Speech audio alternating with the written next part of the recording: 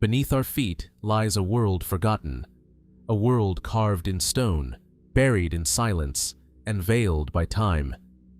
Every so often, the earth exhales, and what it reveals shatters everything we thought we knew.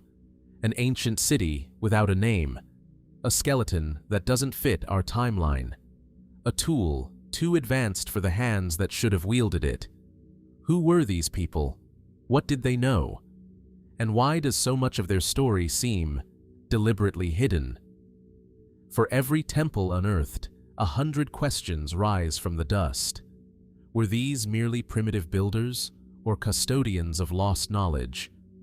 The answers lie in fragments, etched into tablets, locked beneath ruins, scattered across deserts and jungles. But these aren't just artifacts, they are messages, clues from the past, daring us to listen. So sit back, relax, and let's dive into the strangest, most awe-inspiring archaeological facts science still struggles to explain. Facts that blur the line between history and something far more mysterious. High on the windswept plains of Bolivia, where the Andes reach toward the heavens and the sky seems to stretch forever, lies a place that defies simple explanation. Here, amid the cracked earth and the thin mountain air, the ruins of Punku sit in silent defiance of time. Sun-bleached stones, some weighing over 100 tons, lie scattered across the landscape like the remnants of a forgotten puzzle. These aren't ordinary ruins. They speak of precision, of purpose, of a mastery of stone that should not have been possible more than 1,000 years ago. Punku is part of the larger Tiwanaku complex, an ancient ceremonial site believed to have flourished around 500 to 1000 AD. Yet, the ruins of Punku stand apart, not only in design, but in mystery. At first glance, the blocks appear randomly toppled by time, but look closer and a different picture emerges, one of engineering sophistication rarely seen in pre-Columbian South America. Massive stones are carved with perfectly flat surfaces, precise right angles, and drill-like boreholes. Some interlock with each other in complex three-dimensional shapes, as though they were once part of a greater mechanical structure. The question is simple: how? The Tiwanaku people had no known writing system, no wheeled transport, no metal tools capable of cutting stone with such precision. And yet, the granite and diorite used at Punku are among the hardest materials on Earth, harder than iron. According to mainstream archaeology, these people relied on stone hammers and rudimentary tools, often working by abrasion.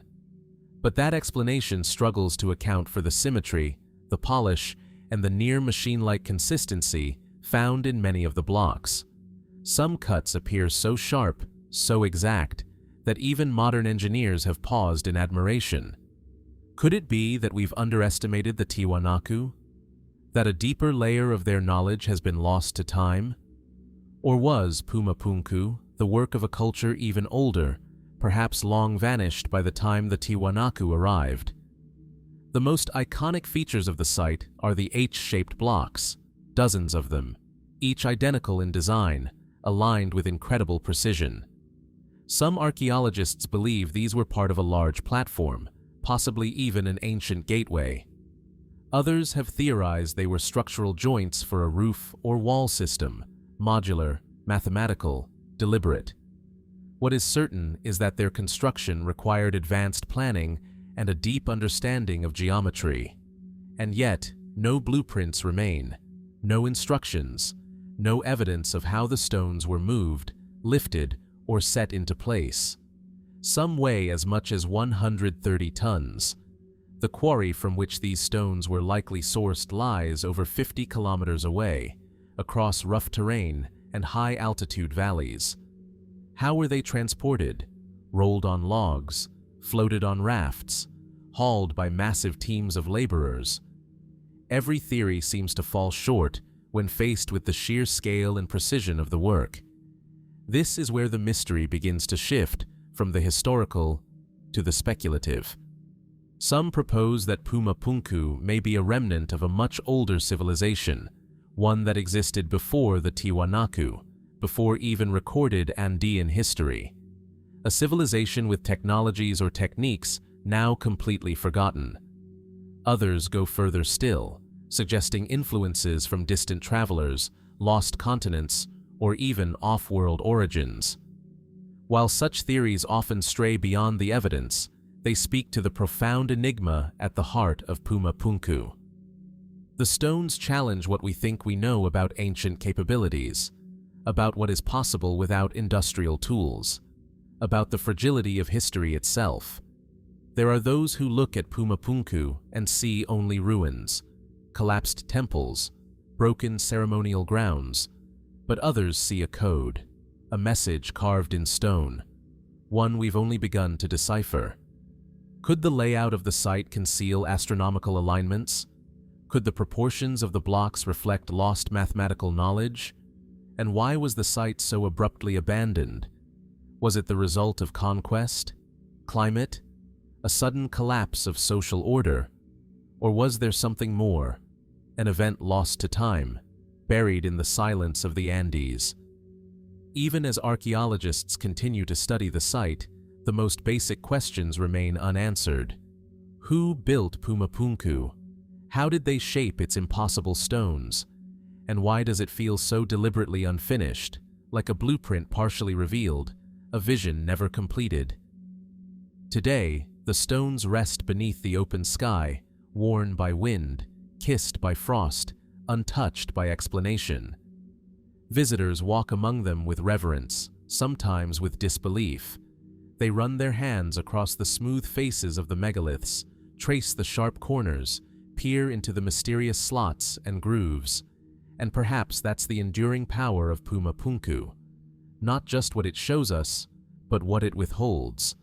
Because if these stones truly defy the tools we've assigned to their makers, if their precision transcends the capabilities we thought ancient people possessed, then what else might we be missing? What other pieces of history lie buried, not by accident, but by design? Puma Punku remains, and it waits, its stones whispering to the wind, its secrets still locked in place, unyielding, unanswered, unfinished. As we leave behind the stone enigmas of Puma Punku, we journey across time and continent, trading the windswept plains of the Andes for the golden sands of ancient Egypt. Here, beneath the blazing sun and within the shadows of monumental temples, the tombs of pharaohs whisper stories long buried. Among them, none is more captivating than that of the boy king, Tutankhamun. His resting place, discovered in 1922 in the Valley of the Kings, was a treasure trove of wonders, chariots, statues, golden masks. But tucked quietly among these riches was a single object far smaller, yet perhaps far stranger. A dagger, simple in shape, elegant in craftsmanship, resting beside the young pharaoh's mummified body. At first glance, it seemed just another funerary item, a royal symbol placed for the afterlife. But this blade would go on to spark decades of debate, analysis, and speculation, because Tutankhamun's dagger was not made of earthly metal. It was made of something that fell from the sky. Unlike the majority of tools and weapons from ancient Egypt, crafted from copper, bronze, or gold, this blade bore none of the usual corrosion. It resisted decay. Its surface shimmered subtly in the light. When scientists finally analyzed its composition, they were stunned to find high levels of nickel and cobalt, an unmistakable signature of meteoritic iron. This wasn't just iron pulled from the earth. It came from a meteorite. The dagger was literally forged from the remnants of a fallen star. But how could ancient Egyptians, in the 14th century BC, have known this? And how could they have worked a metal as rare and unforgiving as meteorite iron, which requires intense heat and skill to shape, centuries before the advent of iron smelting? For decades, archaeologists puzzled over this anomaly. The ancient Egyptians referred to a material in their texts called iron from the sky, a poetic phrase many assumed to be metaphor. But Tutankhamun's dagger gives that phrase a chilling literalness. It suggests that the Egyptians not only recognized meteorites, but valued them, revered them, perhaps even believed they were gifts from the gods. Consider the symbolism: a weapon forged from the heavens, placed in the hands of a king destined to rule in the afterlife. Was the dagger purely ceremonial, or was it more than that? Did it represent divine power, a connection to something greater, something cosmic? And if this single dagger survived the ravages of time, how many others were lost to decay? How many star-forged artifacts might once have existed, long melted down, repurposed, or buried beyond reach? Mainstream Egyptology accepts that meteoritic iron was occasionally used in the ancient world, but the skill required to work it was immense. It's brittle, difficult to mold.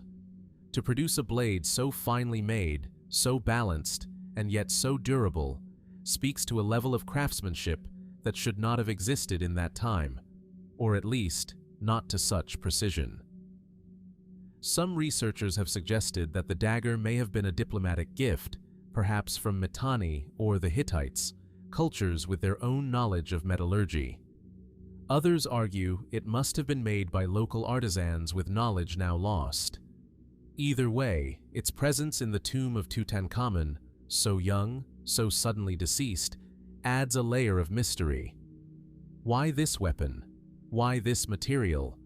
And where exactly did the iron come from? In 2016, researchers traced its probable origin to a specific meteorite, the Karga meteorite, found near the Red Sea. Its composition matches the blade almost exactly. If true, that means the Egyptians not only collected meteorites, but possibly tracked their impact sites. Did they witness them falling? Did they search the deserts for them? What stories did they tell of these sky stones, blazing across the heavens and crashing into the earth? In ancient Egypt, the boundary between the earthly and the divine was thin. The cosmos was not a cold vacuum, but a realm of gods, spirits, and eternal cycles. Could it be that objects from the stars, rare, mysterious, seemingly indestructible, were seen as fragments of that divine realm? And if so, how many other sacred items might have celestial origins we've overlooked? Today, Tutankhamun's meteorite dagger is locked safely behind glass, admired by millions, but understood by few. It sits in the Egyptian Museum, not just as a relic of a long-dead king, but as a silent challenge to our assumptions. A reminder that ancient people may have had eyes not just on the Nile, but on the stars. Was the dagger simply a symbol of royal prestige? Or was it something more, a key to a forgotten understanding of the heavens? Did the ancients know more than we think? Or are we only now beginning to ask the right questions? Because in that blade lies something extraordinary, not just iron, but mystery, not just craftsmanship, but vision. And in that silence, resting in a glass case, it still asks us to look up, to wonder, to remember that sometimes the answers we seek come from above. As we move from the golden relics of a boy pharaoh to the silent stones of Anatolia, the mystery shifts, this time beneath our feet. In the heart of central Turkey, beneath the sun-drenched plateaus of Cappadocia, lies a place unlike any other. A land shaped by wind and volcanoes, where soft volcanic rock gives rise to twisting valleys, conical hills, and strange fairy tale chimneys. But the most astonishing structures here are not above ground. They are hidden far below, in darkness and silence. It began, so the story goes, with a simple renovation. In 1963, a man in the small town of Derinkuyu knocked down a wall in his basement, expecting nothing more than another layer of stone. Instead, he discovered a narrow passageway, a dark, descending corridor that seemed to lead, nowhere, or everywhere. What he had stumbled upon was the first chamber of one of the most baffling archaeological discoveries of the 20th century. A sprawling, multi-level underground city. A vast, ancient complex buried in total secrecy beneath an unsuspecting town. And this was no mere cave. What lay beneath was a marvel of engineering. Halls, tunnels, wells, storage rooms, stables, chapels, and entire ventilation systems. A self-sufficient city, carved into rock, Derinkuyu. Over time, archaeologists uncovered 18 levels stretching more than 280 feet into the earth. While not all levels are accessible, the scale of the complex is staggering. It's estimated to have housed between 20,000 and 30,000 people at its peak, along with their livestock and food supplies. Carved into soft volcanic tuff, the rooms connect through a labyrinth of passageways, some barely wide enough for a single person. Entire areas were sealed off with massive rolling stone doors, designed to be operated from the inside only. Who built this underground world, and why? Mainstream archaeology attributes Derinkuyu's construction to the Phrygians, or early Christians, fleeing Roman persecution. Later, it may have been expanded by Byzantines as a refuge during Arab raids. But there are problems with this timeline. The complexity of the design, the sheer scale of the excavation, and the precision of the architecture hint at origins far older. Some researchers suggest the initial phases could date as far back as 2000 BC or earlier.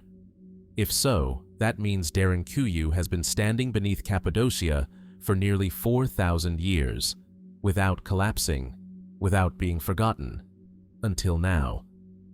And it raises an unsettling thought. What kind of threat would drive an entire population underground? What force would make humans abandon the open world and instead live like ghosts beneath the surface? Was it war? Climate collapse? A volcanic winter? Some say Derinkuyu was a place of sanctuary, built to escape the reach of hostile invaders. Others suggest it may have shielded people from something more environmental, perhaps a prolonged natural disaster, or even celestial events remembered in ancient myth. The design supports the idea of long-term habitation. Freshwater wells were dug deep enough to remain untouched by surface contamination or siege. Ventilation shafts bring air down from above, many still functioning today. Storage rooms show traces of grain and olive oil. Wine presses and kitchens suggest domestic life flourished here, even in darkness. There were even schoolrooms and churches. But then there are the more puzzling details. The tunnels are deliberately narrow, forcing any intruder to approach single file. Some shafts spiral downward, steep and dizzying. In many areas, the stone doors are placed at strategic choke points, allowing defenders to seal off entire sections with a push. There is a military logic embedded in the layout, designed to repel, to survive. And yet, no historical record from the time mentions it. No inscription names its builders. No texts describe its use. It is as though the city was meant to be forgotten.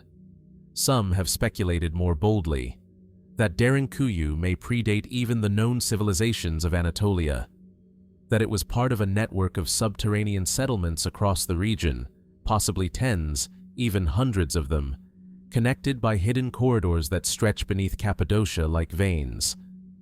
Was there a time, long ago, when humanity looked to the underground not as refuge, but as home?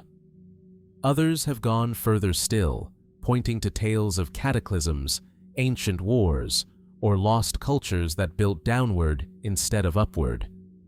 Fringe theories abound, from ancient technology to remnants of Atlantis-like civilizations. While evidence for such claims is lacking, the sheer mystery of Derinkuyu leaves space for wonder. And yet, for all our exploration, only a fraction of the city has been fully excavated. Much remains sealed, too unstable or too dangerous to uncover. Some chambers echo with air that hasn't moved in centuries. Some passages collapse into blackness. We don't know how deep it truly goes. What secrets lie behind the unopened stone doors? What histories still sleep in silence? Today, visitors can walk its upper levels, guided by electric light, peering into chambers that once held entire communities. But beneath those footsteps, deeper levels remain untouched, undisturbed, as if waiting. Derinkuyu doesn't shout its mystery, it hums it, in cool air, in hollow stone, in questions with no answers. Who carved this city into the earth? Why did they go underground? And what, if anything, were they hiding from? Maybe it was fear, maybe it was wisdom, or maybe, just maybe, it was something we've yet to understand. As we emerge from the cool, shadowed depths of Derinkuyu, we surface not into sunlight, but into secrecy. Thousands of miles east, in the heart of China's vast Shanxi province, an enigma rises from the earth. But it does not call attention to itself. It does not shine like gold or whisper like buried ruins. Instead, it waits, half forgotten, half hidden, beneath a blanket of soil, trees, and silence. Amid the rolling hills near the ancient city of Xi'an lies a structure so large, so geometrically precise, that early Western observers once doubted it was real. A pyramid, not of Egypt, but of China.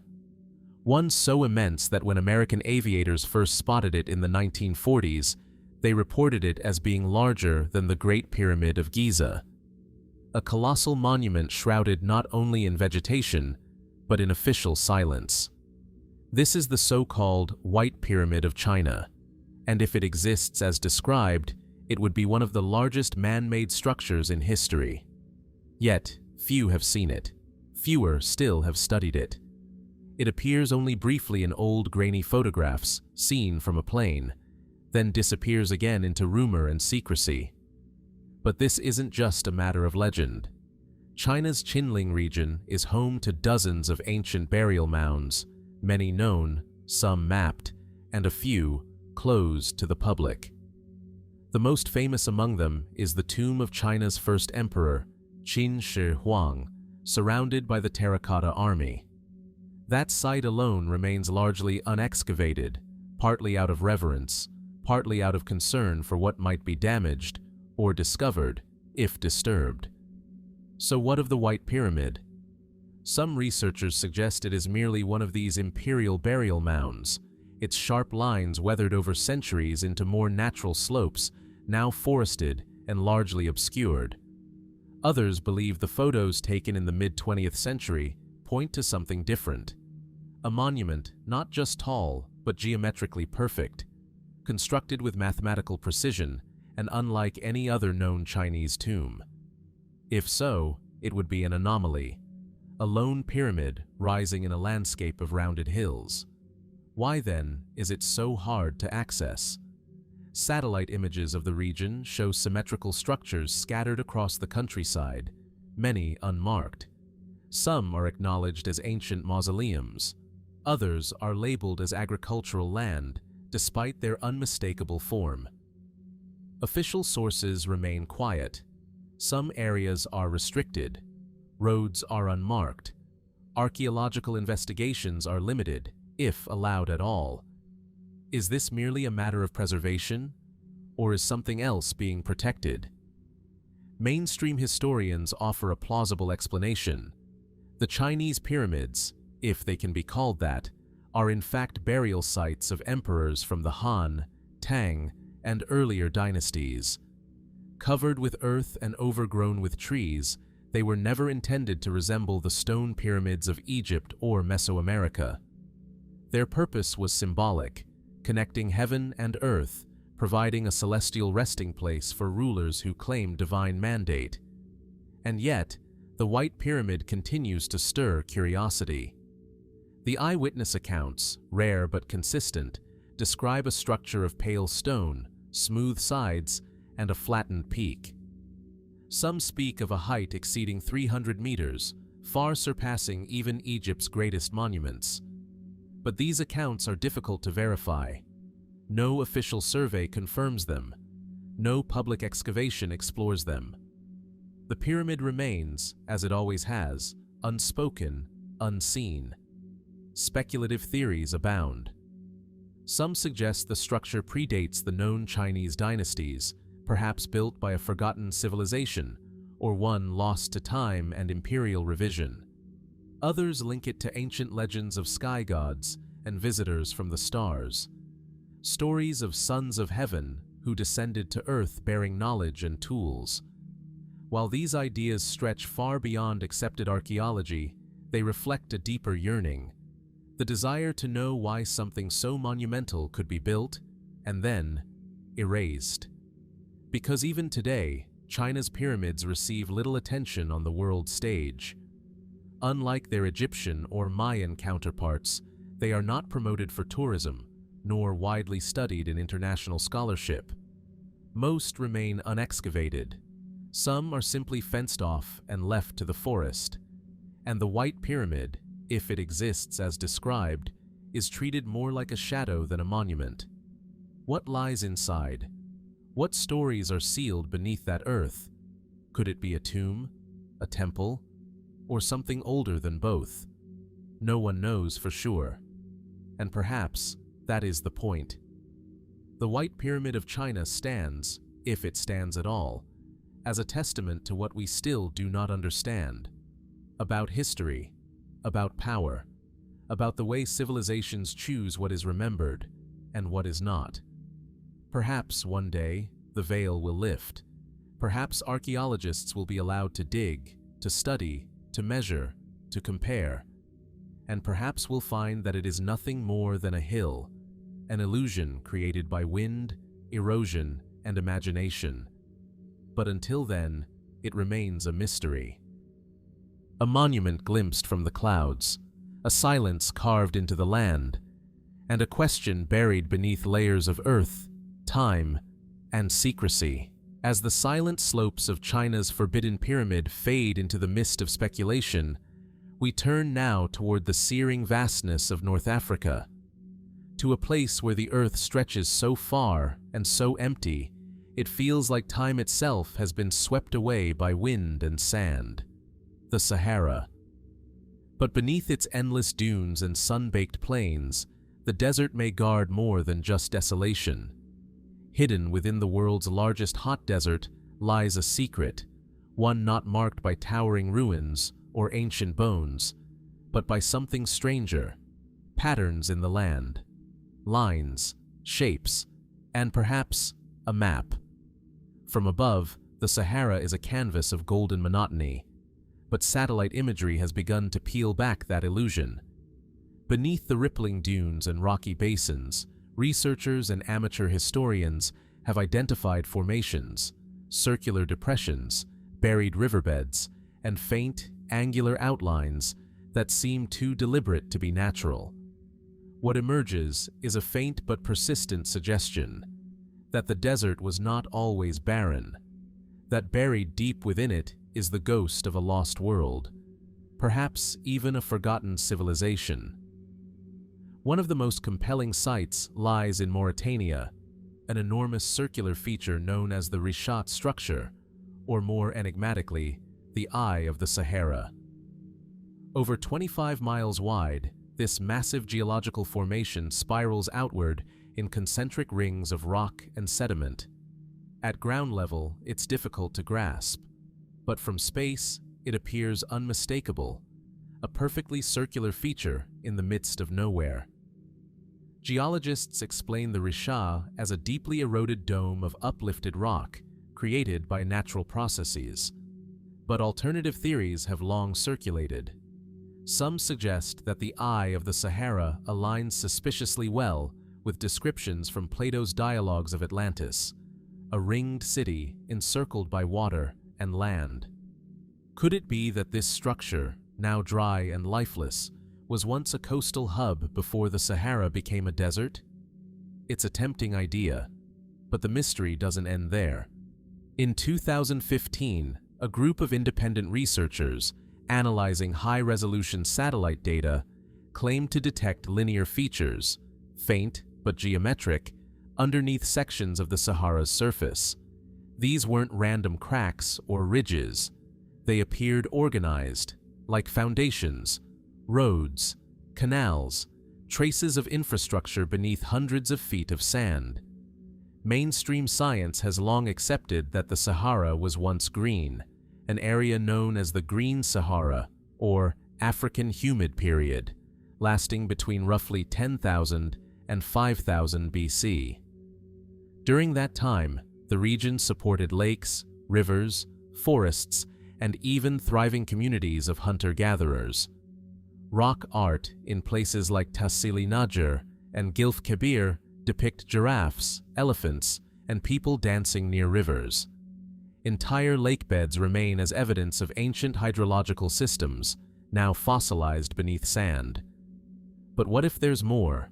What if the Sahara once held cities? Archaeological surveys in the desert are difficult. Shifting dunes bury what they once exposed. Sandstorms erase years of careful excavation in hours. And political instability in parts of the region makes research even more challenging. But scattered findings, megalithic stones, pottery shards, skeletal remains, suggest that large-scale human habitation did once exist, far beyond the oases we know today. Then, there are the maps. Several ancient cartographic records, including those by Ptolemy and early Islamic geographers, hint at settlements or river systems in regions now inhospitable. Could these accounts reflect knowledge of a now-buried landscape? And what of the speculative ideas? Some believe that beneath the Sahara lies not just evidence of past civilizations, but entire chapters of human history that never made it into textbooks. Lost knowledge, ruins built before the known empires of Egypt, Nubia, or Carthage, cultures that rose, thrived, and fell, swallowed whole by climate change and time. The desert is unforgiving. Sand is both a destroyer and a preserver. Beneath it, organic materials decay. But stone? Stone can endure. If vast networks or cities ever existed here, perhaps their outlines remain, like a memory etched into the skin of the earth. Today, advanced radar and ground-penetrating technologies are beginning to reveal what the naked eye cannot. Subsurface imaging has already identified paleochannels, ancient riverbeds that once nourished the land. But researchers believe this is only the beginning. The full story of the Sahara lies still buried, waiting for patience, precision, and perhaps a shift in what we think is possible.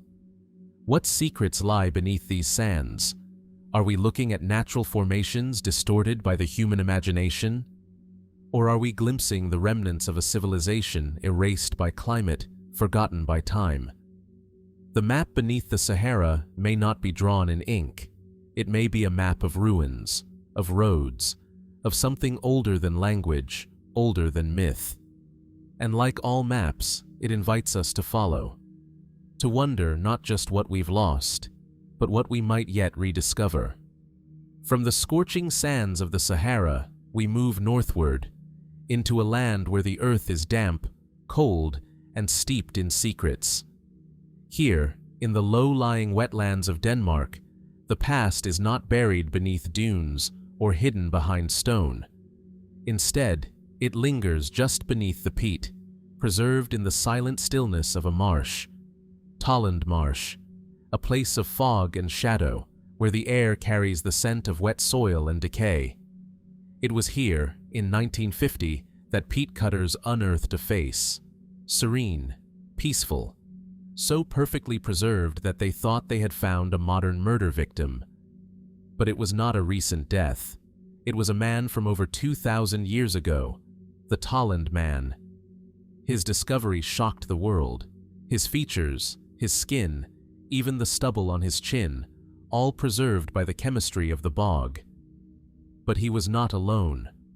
Over time, dozens of other so-called bog bodies have been found across northern Europe. Men, women, and children, many bearing signs of ritual execution. Their lives ended with violence, their bodies offered to the earth. Yet, among the discoveries at Tollund and other nearby sites, one category of find stands out as more enigmatic still: weapons. But not of bronze, not of iron, of crystal. Arrowheads and blades, delicate yet sharp, painstakingly carved not from metal, but from translucent quartz. Tools of war or ceremony that shimmer faintly with light. And the question arises, why would anyone in the Iron Age create weapons from crystal? In practical terms, crystal weapons are fragile. Quartz can fracture on impact. It takes immense effort to shape, flake, and polish. Compared to bronze or iron, it's inefficient. And yet, they appear. Not in high numbers, but often in burial contexts or ritual offerings, sometimes broken intentionally, sometimes arranged in patterns. Archaeologists note that these items likely held symbolic importance. In some cases, quartz tools were found alongside cremation remains, or placed with the dead in peat-filled graves. In others, they were left at the bottom of bogs, where time forgets, but the earth remembers. Could it be that these crystal artifacts were never meant for battle? Quartz has long held meaning in human culture. It refracts light, sparkles under the sun, and is found in sacred contexts across the world. In ancient times, it was associated with purity, protection, and even communication with the divine. To place a crystal weapon in a bog may have meant more than an offering. It may have been a message. But what were these people saying? Some believe the bogs themselves were sacred, a threshold between worlds. Offering a blade of crystal could have been a way to reach the gods, or appease them. Others suggest the weapons symbolized a renunciation of violence, the deliberate destruction of tools of power as part of a ritual, a spiritual disarmament. Then again, perhaps the crystal blades were never weapons at all.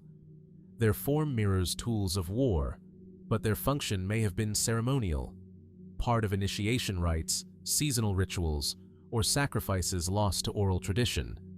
A dagger not to kill, but to sanctify. An arrow not to hunt, but to pray.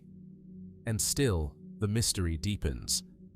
In some cases, these crystal artifacts show remarkable craftsmanship, uniform edges, flawless flaking, as though they were made by masters of a forgotten art. How were these techniques passed down? Why choose such a difficult medium when easier alternatives existed? And why are some of these items found in proximity to bodies, especially those who died under violent, ritualistic circumstances? The Tollund man himself bore no crystal, but the cultural context of his time, the early Iron Age of Northern Europe, was one steeped in symbolism, sacrifice, and silence. We know little of the spiritual world these people inhabited. No written texts remain, only tools, bones, and the dark memory of marshland rituals. Some researchers have speculated that the crystal weapons might have held a form of status, wielded not by warriors, but by spiritual leaders, shamans, seers, figures who mediated between the human and the divine. If true, these artifacts were more than weapons. They were instruments of ceremony, of story, of cosmic alignment. And still others have asked, could quartz have been believed to hold energy, memory, a connection to something beyond the visible? These ideas, though speculative, echo through time. Across the globe, cultures have attributed power to stone.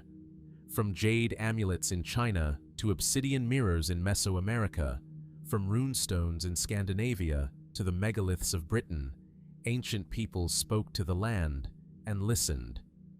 In that light, the crystal blades of Tollund Marsh become something more than curiosities. They become voices, voices without words, questions without answers, glimmers of a belief system we can barely reconstruct. Why were these weapons made from stone that shines, not metal that cuts? Were they tools of peace, of death, of remembrance, or were they something else entirely, something we've forgotten how to see? The waters of the marsh preserve flesh and wood and bone, but they also preserve mystery, a silence deeper than language. And in that silence, the crystal still gleams, waiting, inviting us to wonder what it meant, and what it still might mean. From the bog-bound crystal blades of northern Europe, we now descend into the heart of ancient Mesoamerica, where stone pyramids pierce the sky and echoes of a long-vanished civilization still ripple through the volcanic earth. Teotihuacan. Once one of the largest cities in the ancient world, it thrived in the highlands of central Mexico over 1,500 years ago. Long before the rise of the Aztecs, its broad avenues, colossal pyramids, and multi-story housing blocks spoke of a sophisticated urban culture, one that left no written language and no known rulers. What remains is a city built with intent, geometry, and quiet grandeur. Among its most imposing monuments is the Pyramid of the Feathered Serpent, also known as the Temple of Quetzalcoatl. Flanked by stone fangs and the enigmatic faces of ancient gods, this stepped pyramid guards a secret not above, but far below its foundations. In 2003, after heavy rains caused the ground to collapse near the temple's base, archaeologists discovered a hidden tunnel, a passageway untouched for nearly 2 millennia. As excavations progressed, it became clear that this was no ordinary chamber. The tunnel stretched over 300 feet beneath the pyramid, leading toward what appeared to be a ceremonial complex deep underground. What they found within defied expectations. Dozens of statues, mysterious stone spheres coated in pyrite, traces of ancient pigments still clinging to the walls, and at the end of the corridor, a stunning and unsettling discovery. Liquid mercury. Pools of it, glittering, toxic, and seemingly deliberate. Mercury does not occur naturally in liquid form underground. It must be mined, refined, and placed. That the people of Teotihuacan managed to gather and deposit such a hazardous substance, centuries before the modern era, is a feat that continues to baffle scientists. And more than that, it raises questions we still haven't answered. Why mercury? Some scholars believe it was symbolic.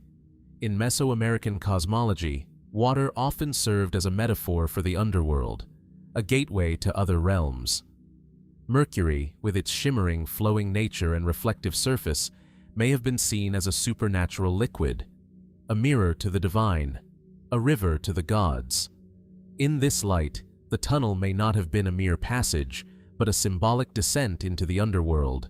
The Mercury, its river, a medium through which priests or rulers communicated with deities or the dead, a sacred, dangerous threshold. And yet the presence of Mercury here is not isolated. Across ancient Mesoamerica, cinnabar, the red ore from which mercury is derived, was used in burials, often painted over the faces of the dead.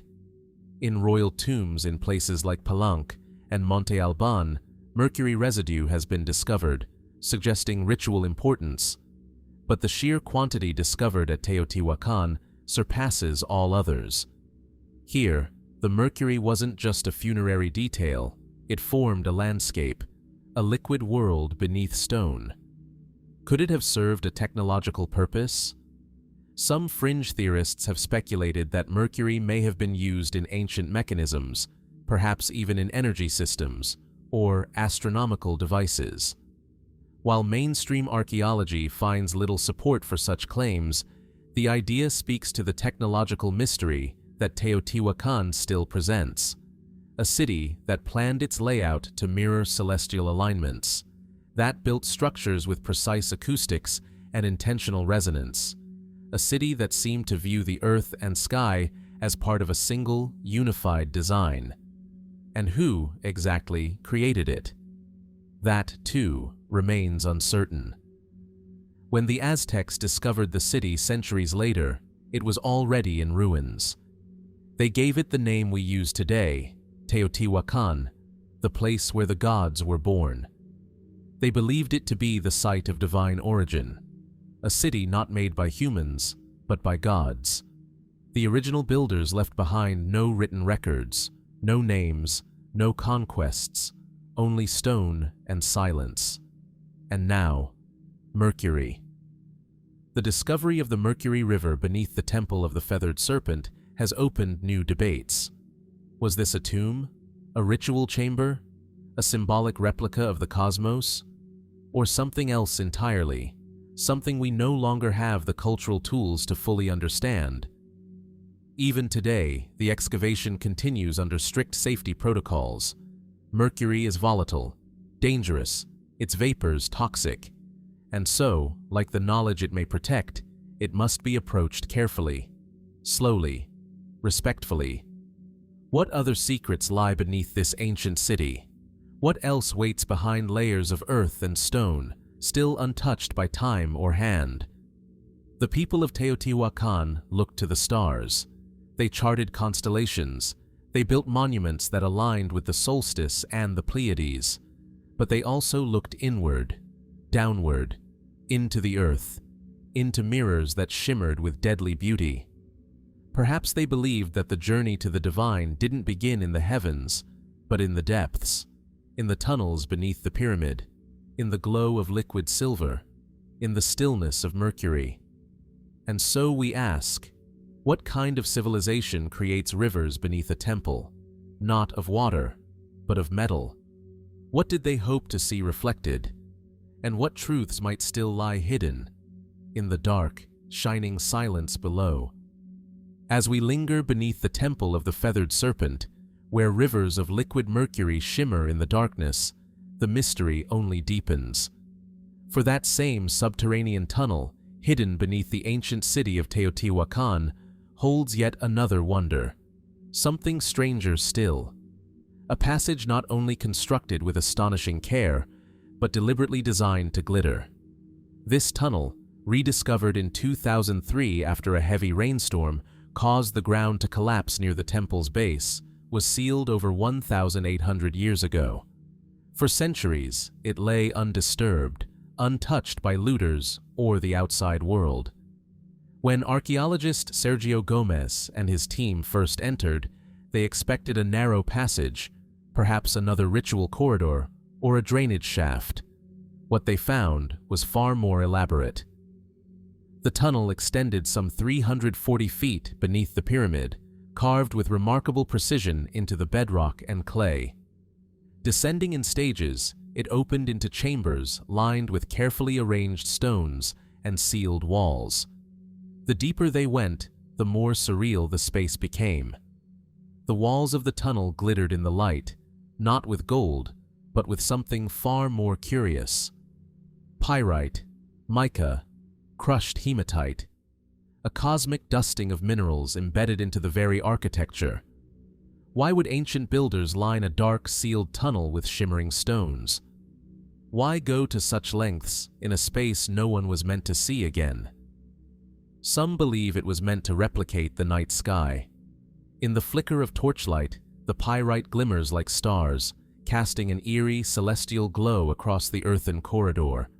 It transforms the passage into an immersive experience, a journey not just underground, but through the cosmos. Was this tunnel a ritualistic path to the underworld? A symbolic descent into the creation mythologies of Teotihuacan? Or did it serve a more specific purpose, reserved only for the elite or the dead? What makes this discovery even more unusual is its engineering. The tunnel was not just dug, it was designed. A series of strategically placed chambers break up the corridor, each one seemingly prepared for offerings or ceremonies. Artifacts discovered inside include intricate figurines, obsidian knives, carved shells, jade beads, and sculptures of serpents. There were also traces of rubber balls, possible ritual objects linked to Mesoamerican ceremonial games. In the deepest part of the tunnel, near what some believe to be a simulated cosmic womb, researchers found strange spheres, dozens of them. Ranging in size from a few inches to the size of a grapefruit, they were made from clay, carefully coated with gold-colored pyrite, perfectly round, hollow, positioned in clusters. No inscriptions accompany them. No texts explain their meaning. Their function is unknown. Were they ritual objects, symbolic offerings, celestial representations? Theories abound, but none satisfy completely. Then there's the issue of the tunnel's ceiling. At some point between 150 and 250 AD, the entire passage was deliberately closed off. The entrance was filled with rubble, the chambers sealed. It was not a collapse. It was an intentional burial. Someone, perhaps an entire priesthood, decided the tunnel had served its purpose. And whatever that purpose was, it had to be hidden from future generations. What kind of ritual ends with the burial of its temple's most sacred path? And what lay beyond the glittering chamber? Deep ground-penetrating scans have suggested the presence of additional voids, possibly more chambers, maybe even a royal tomb. But no definitive remains have been found. Not yet. And Teotihuacan continues to guard its secrets. The glittering tunnel adds a new dimension to our understanding of the ancient city. Teotihuacan was not only a place of rigid urban planning and immense pyramids, it was also a place of performance, of illusion, of sensory ritual. A city designed to mirror both earth and sky. Above ground, the Avenue of the Dead aligned perfectly with astronomical events. Below ground, this tunnel turned darkness into light, stone into stars. Some archaeologists suggest that the tunnel may have represented the mythical origin of the world, a place where creation began in darkness, deep beneath the earth, before rising toward the sun. The tunnel, in that case, would be a symbolic birth canal. The chambers, wombs, the shimmering stones, stars not in the heavens, but beneath our feet. And yet, others point to more enigmatic meanings. Could the tunnel have been a place of initiation? A secret path walked only by priests or rulers in times of transformation? Could the objects left behind, the jade, the obsidian, the spheres, be remnants of a ritual no longer practiced and no longer remembered? Or was this a message left in silence? Teotihuacan remains nameless. We do not know what the people who built it called themselves. Their language, their history, their leaders, all lost. And yet, they left behind a tunnel beneath a pyramid, carefully constructed, deliberately filled, lined with starlight. And so we ask, once more, who carved this glowing corridor beneath the earth? Why was it hidden so carefully? And what, if anything, still lies undiscovered in its final chambers? Perhaps the answer is not in the artifacts, or even the architecture, but in the silence itself, in what the glittering tunnel does not say, in what it refuses to reveal, and in the questions that still echo in the darkness, where light once danced on stone. As we leave behind the glittering tunnel beneath Teotihuacan, a subterranean path shaped by shimmering minerals and silent ritual, we arrive at yet another mystery hidden beneath the earth. This time, on a small Mediterranean island where the sun bleaches limestone cliffs and the sea laps softly against ancient shores. Malta. Here, beneath the modern streets of Paula, lies a structure older than the pyramids of Egypt. Carved entirely by hand into solid rock, deep underground, it is one of the oldest known examples of subterranean architecture in the world. A temple, a sanctuary, a tomb, the Hal Saflieni Hypogeum. Its name means simply underground, but what it contains has defied explanation for more than a century. A three-level labyrinth of chambers, altars, and passageways, all hewn from the earth over 5,000 years ago, around 4,000 to 2,500 BC. It is a place where darkness swallows light, where sound behaves like something alive, and where the boundary between the physical and the mystical grows thin. Among its many chambers, one stands apart, the Oracle Room. It's small, unassuming at first glance. A red ochre spiral decorates one of its walls, possibly a symbol of eternity or spiritual energy. But what gives this room its name and its enduring mystery is what happens when sound is made inside it. The Oracle Room resonates, not randomly, not subtly, but with an intensity that seems engineered. When a deep male voice chants or speaks a certain note, around 110 Hz, the entire chamber vibrates. The sound bounces from wall to wall, echoing in rhythmic pulses, not just within the room, but throughout much of the Hypogeum. Archaeologists and acoustics experts who have tested it report a distinct auditory effect. The voice doesn't just reverberate, it envelops, as if sound itself becomes a presence. Modern experiments suggest that this resonant frequency can influence the human brain. Studies on similar frequencies have shown they can affect mood, perception, and even alter states of consciousness. Was this effect known to the builders? Was it used deliberately as a tool of ritual, of transformation, or communion with something beyond? Mainstream archaeology acknowledges the chamber's unique acoustics, but stops short of attributing intention. Perhaps the resonance was discovered accidentally and then incorporated into ceremonial practice. Or perhaps it was a happy coincidence, an accidental marvel of architecture that ancient priests interpreted as divine. But there are signs that suggest otherwise. The Oracle Room's shape is curved, smoothed, designed to echo. The walls were carved with precision, remarkably so for a culture with no metal tools. Nearby, other chambers also display acoustic properties, though none as profound. The alignment of spaces, the curvature of ceilings, the density of the stone, these are not random features. They hint at intention. And this raises a deeper question. How much did the temple's builders know? The people who carved the Hypogeum left no written language, no blueprints. Their culture is barely understood. And yet, they produced a space that rivals modern sound chambers in complexity, one that appears purpose-built to interact with the human voice. Some suggest the Oracle Room was a sacred space used for prophecy, a place where the voice of a priest, or perhaps an initiate, would be amplified into something greater, something divine. The resonance would give the impression that the speaker was possessed, or that another entity was answering through them. Others speculate the Hypogeum may have been a site of initiation, a liminal space where sensory deprivation and sound combine to guide individuals through transformative states. The darkness, the reverberations, the disorienting layout, all ingredients for a controlled journey of the mind.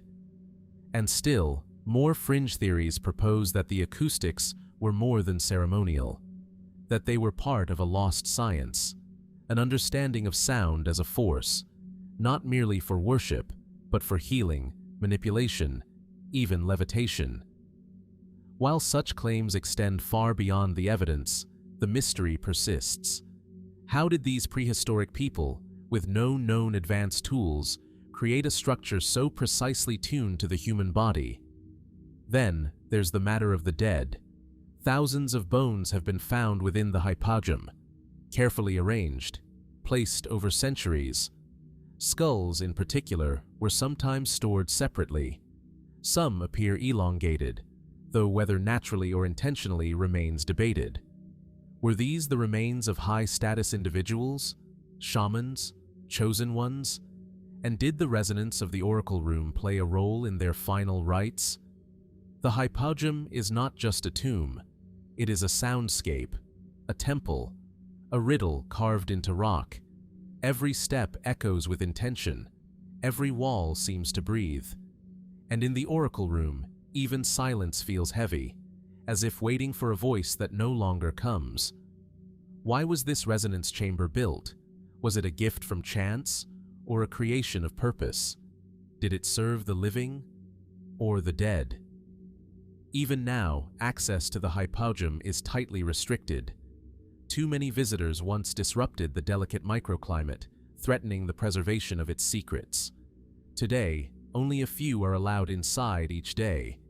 The rest must imagine the experience, standing in the dark, speaking a single note, and feeling the earth respond.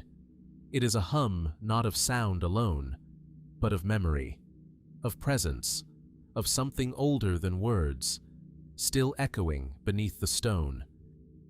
As we leave the resonant echoes of the Hypogeum in Malta, a temple where stone and sound seem to intertwine, we travel now to the lush volcanic highlands of West Java, Indonesia.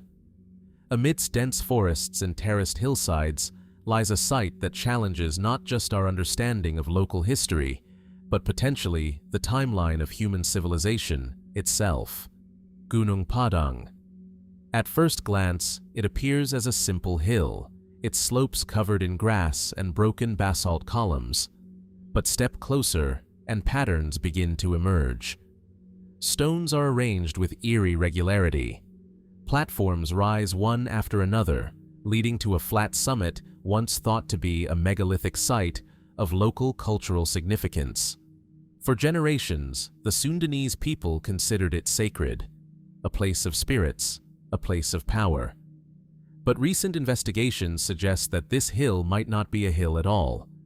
According to a growing body of archaeological and geophysical research, Gunung Padang could be a pyramid. Not one built with precise limestone blocks like those in Egypt, but a massive terraced structure formed by layers of worked stone and subterranean chambers. If the claims are true, it would be the largest, and potentially the oldest, pyramid ever discovered. Mainstream accounts have long dated the site's surface megaliths to around 500 BC. But in the past decade, new radiocarbon dating of soil and organic material from deeper within the structure has yielded staggering results, some suggesting human activity dating back to as early as 20,000 BC. Even conservative estimates propose layers from around 7,000 BC. Either way, far earlier than any known monumental architecture on Earth. Could Gunung Padang represent a civilization long forgotten, one capable of complex engineering deep into prehistory? Geophysical scans have revealed what appears to be an internal structure beneath the terraces. Cavities, chambers, walls, layers upon layers of stonework descending tens of meters below the surface. Some of these layers are aligned to cardinal directions. Others contain anomalies in magnetic readings, suggesting they were not placed by nature. The deeper one looks, the stranger the signals become. And yet, the deeper one digs, literally and metaphorically, the more contested the site becomes. Many experts urge caution. They argue that the site's natural geology, particularly the columnar basalt formations, can easily be mistaken for man-made arrangements. That what appears to be a pyramid might simply be a modified natural hill, enhanced with ritual stones by later cultures. That the dating results may reflect ancient organic intrusion, not deliberate construction. But others are not so quick to dismiss. Indonesian geologist Dr. Danny Hilman Natawijaja has become one of the site's most prominent advocates, arguing that Gunung Padang is a multi-layered construction project, one that evolved over thousands of years, possibly built by a culture lost to the sea or buried by volcanic ash and time. He proposes that it may be the work of survivors from a forgotten epoch, the memory of which only lingers in myth. Indeed, across Southeast Asia, stories abound of floods, sinking lands, and ancient kingdoms swallowed by the ocean. Could Gunung Padang be a surviving remnant of one of these? And if so, what does that mean for the timeline of human civilization?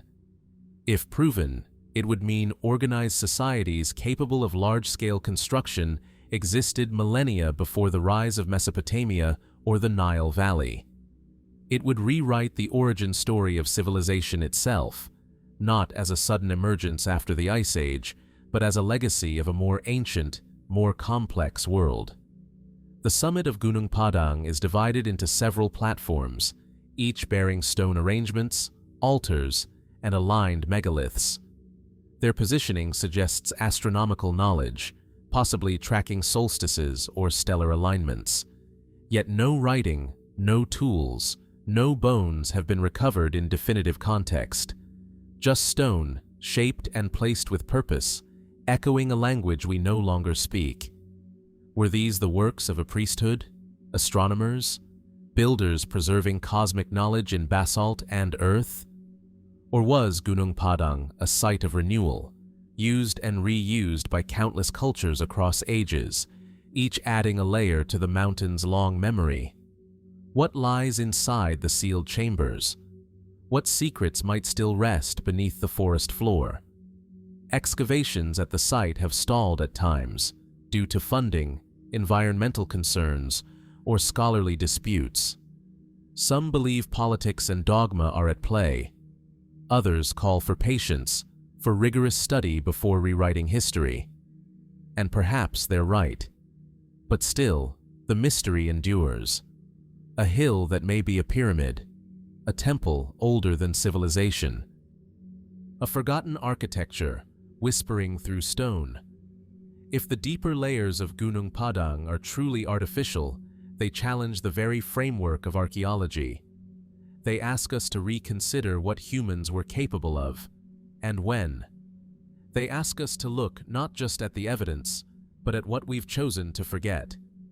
Could we have risen before, built before, fallen before? And if Gunung Padang holds those answers, why is it still so silent?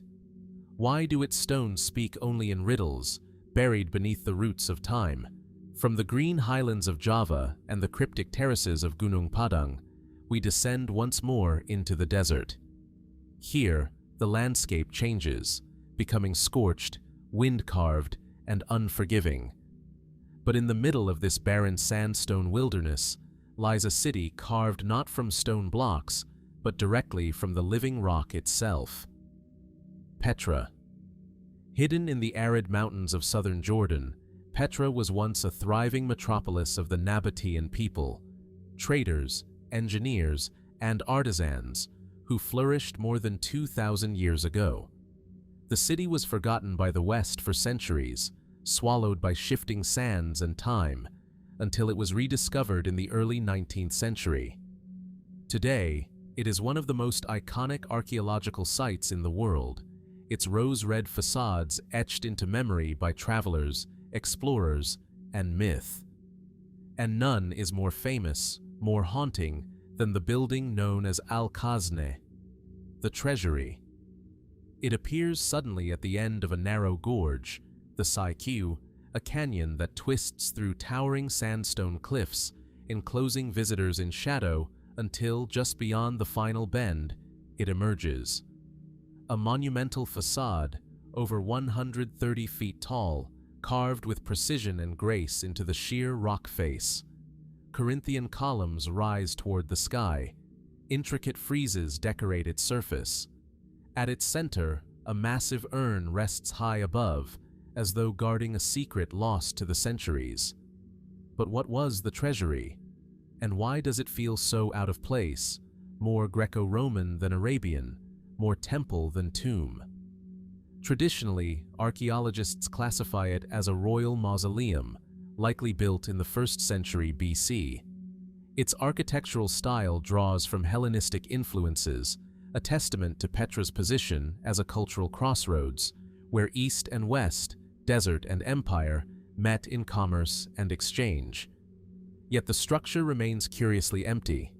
Its inner chamber is small, bare, its walls plain. No inscriptions mark its purpose. No sarcophagus has ever been found. No treasure either, despite centuries of speculation. And therein lies the enigma. The name Treasury comes not from any confirmed function, but from legend. Local Bedouins once believed the urn at the top contained gold, possibly hidden there by bandits or even pharaohs fleeing Moses across the desert.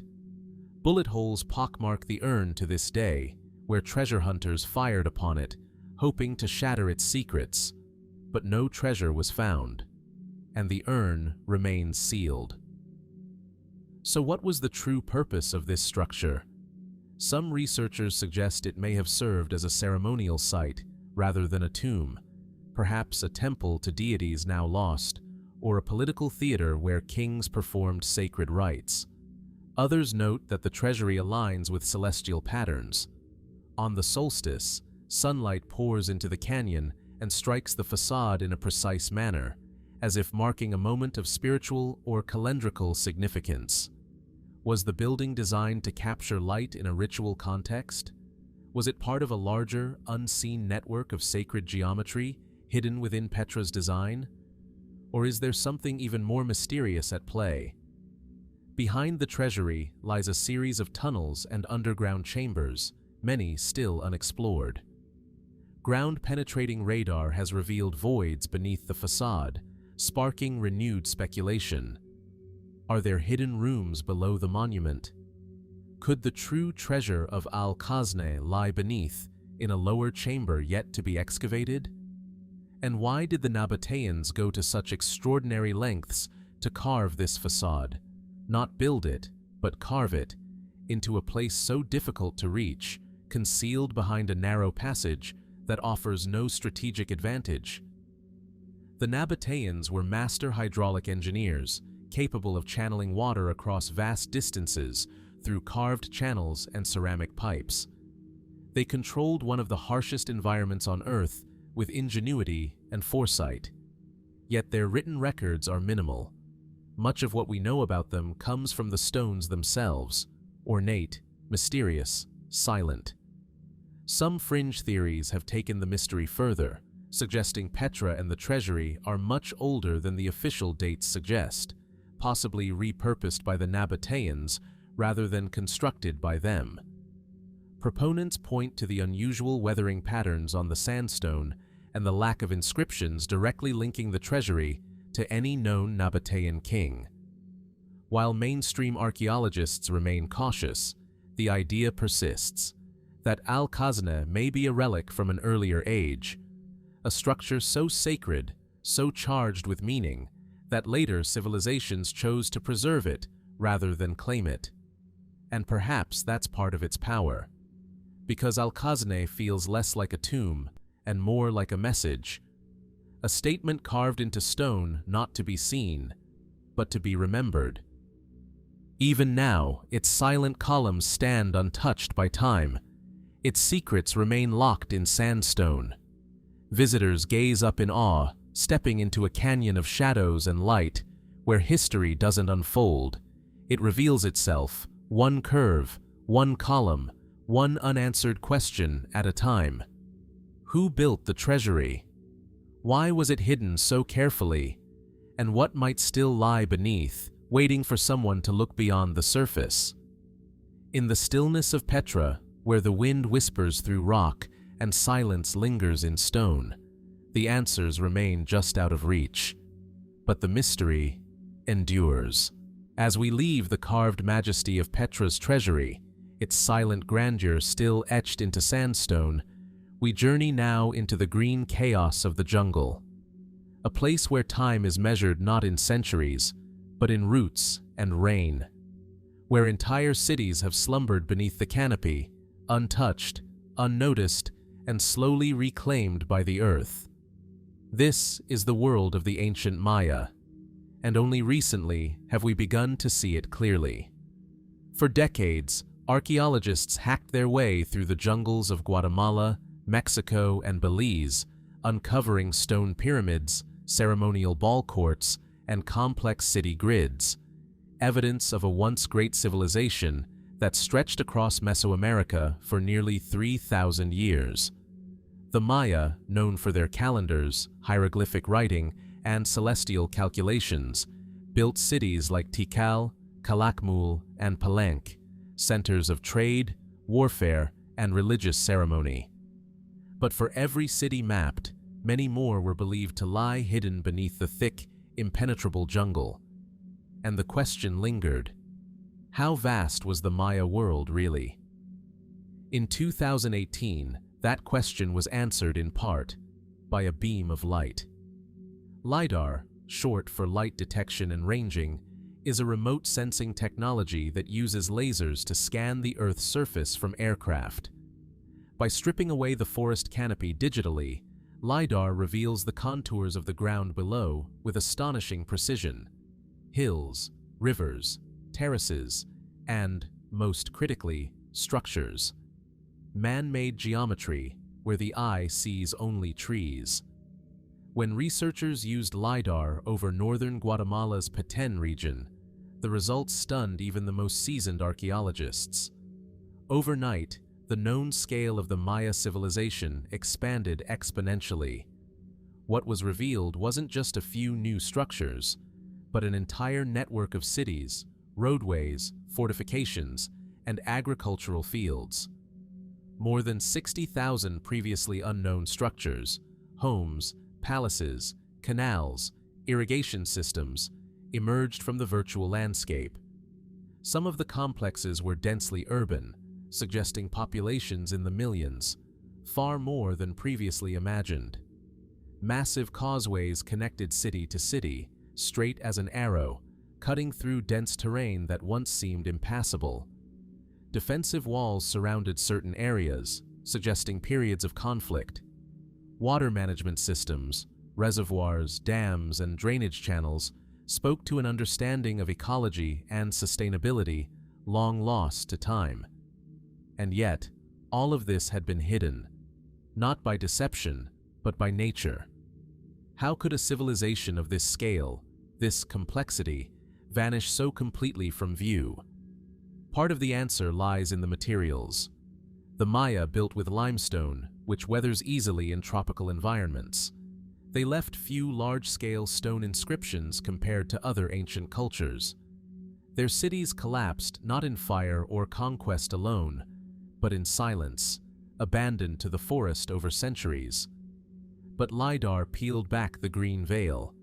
It showed that what we thought were isolated ceremonial centers were actually part of a massive, interconnected civilization. The Maya lowlands, once thought to be sparsely populated, may have been home to a sprawling urban society, far more advanced in scale and infrastructure than previously believed. And it raises unsettling questions. How did a civilization this vast fall? Was it environmental collapse, drought, internal strife, foreign invasion? Or was it something more complex, a convergence of failures in a system stretched too far? The LiDAR data hints at both grandeur and fragility. Grand plazas and sacred pyramids stand alongside evidence of deforestation and overuse of farmland. Roads run like veins through now empty regions. Entire districts, once teeming with life, are now ghost prints on the forest floor. And yet, many of the sites remain unexcavated. Some are nearly inaccessible. Others are protected by nature herself, buried beneath roots thicker than a man's arm, guarded by jaguars, humidity, and time. What lies beneath those stones? What texts, what artifacts, what voices from the past are still hidden beneath the jungle's breath? Some researchers have speculated that the Maya may have reached a level of societal complexity rivaling that of ancient Egypt or Mesopotamia, yet without the same architectural permanence.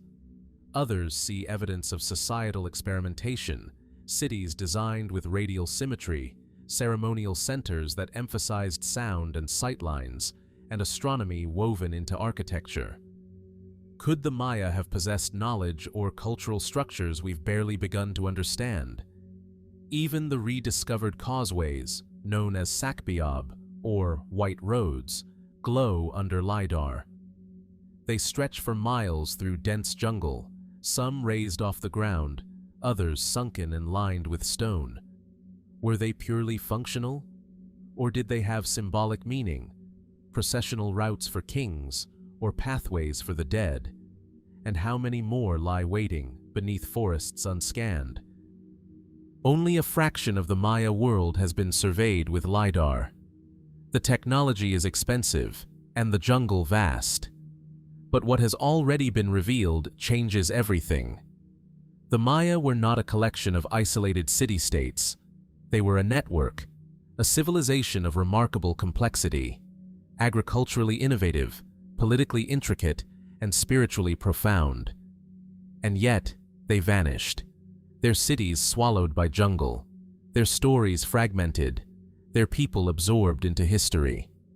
But now, piece by piece, beam by beam, the earth is giving them back to us. And as we stand on the edge of what has been found, and what may yet be found, we must ask, what else lies hidden beneath the canopy? What truths are waiting in the silence of the forest floor? And how many more civilizations, like the Maya, have vanished from view, not because they failed to leave a mark, but because we have not yet learned how to see it? With each scan, each pixel, each faint trace of stone revealed beneath green shadow, the past grows larger, and the mystery deeper. As we leave behind the overgrown ruins of Maya cities, newly unearthed by beams of light from the sky, we move now into a much darker landscape, one not illuminated by technology, but by the hushed breath of the earth itself. A place not built by stone, but shaped by water, peat, and time. Northern Europe's bogs. Here, where the land is neither solid nor liquid, where mist coils low across the reeds, and the air hangs heavy with decay, something ancient lingers. Not ruins, not monuments, but bodies, perfectly preserved in the cold, acidic embrace of the peat. They are known simply as the bog bodies. Scattered across the wetlands of Denmark, Ireland, Germany, the Netherlands, and the British Isles, these human remains are startling in their detail. Skin still intact, hair clinging to the scalp, fingernails, eyelashes, even the expressions on their faces frozen in a final moment that defies time. Some look peaceful, others do not. The most famous among them, Tollund, Grauballemann, Lindaumann, seem not just preserved, but suspended between worlds. Their skin darkened to leather, their features delicate, haunting, human. And yet, their deaths were not natural. Many show signs of violent ends: strangulation, bludgeoning, slit throats, bound limbs. They were not simply buried in the bogs. They were placed there, deliberately, with purpose. But what was that purpose? The prevailing theory among archaeologists is that these were ritual sacrifices, perhaps offerings to the gods or to the land itself. The bogs were seen as liminal spaces, thresholds between the living and the dead, between the human and the divine. In many ancient cultures, wetlands were revered and feared, places of transition, transformation. To give a life to the bog may have been to restore balance, appease nature, ensure a good harvest, or it may have been punishment, a way to remove someone not just from life, but from memory. But the truth is, we don't know. Each body tells a different story. Tollund man, discovered in Denmark in 1950, was so well preserved that his discoverers thought he was a recent murder victim. He wore a pointed cap and a noose still around his neck. No other wounds, no grave goods, just him, curled gently in the fetal position, as though asleep. Dated to around 400 BC. Grauballemann, found nearby, had his throat slit from ear to ear, his skin still glowing under museum lights. He died around the same time, his hands uncalloused, his stomach empty. His death, like so many others, silent, stark, final. Why were these individuals chosen? Were they volunteers, outcasts, priests? Were they kings being returned to the earth, or criminals being erased? Some scholars point to early Iron Age texts, Roman accounts of barbarian rituals, of druids and blood rites, of sacred groves and human sacrifice. But these writings were filtered through conquest, through fear and misunderstanding. The people who placed these bodies in the bogs left no written records of their intentions. Only the bodies remain, and the bogs whisper their own language. The conditions that preserved these remains, anaerobic, acidic, cold, also destroyed much of what surrounded them. No bones survive. The peat strips away hard tissue, leaving only soft flesh and organic traces. We get a glimpse of a person, but rarely the full context. Their world is gone. Their moment, locked. Some bodies were laid carefully in the peat, arranged with reverence. Others were tossed or pinned, suggesting something more violent. Some were naked, others clothed in finely woven garments. Occasionally, their stomachs still hold the contents of their final meal, grains, porridge, seeds, suggesting ritual feasting or symbolic abstinence. Were these bodies part of larger ceremonies, public acts witnessed by the community? Or were they secret sacrifices, performed under moonlight and hidden from collective memory? The mystery deepens when we consider their distribution. Bog bodies have been found across multiple regions, separated by time and language, but united by a common method. Always the bog.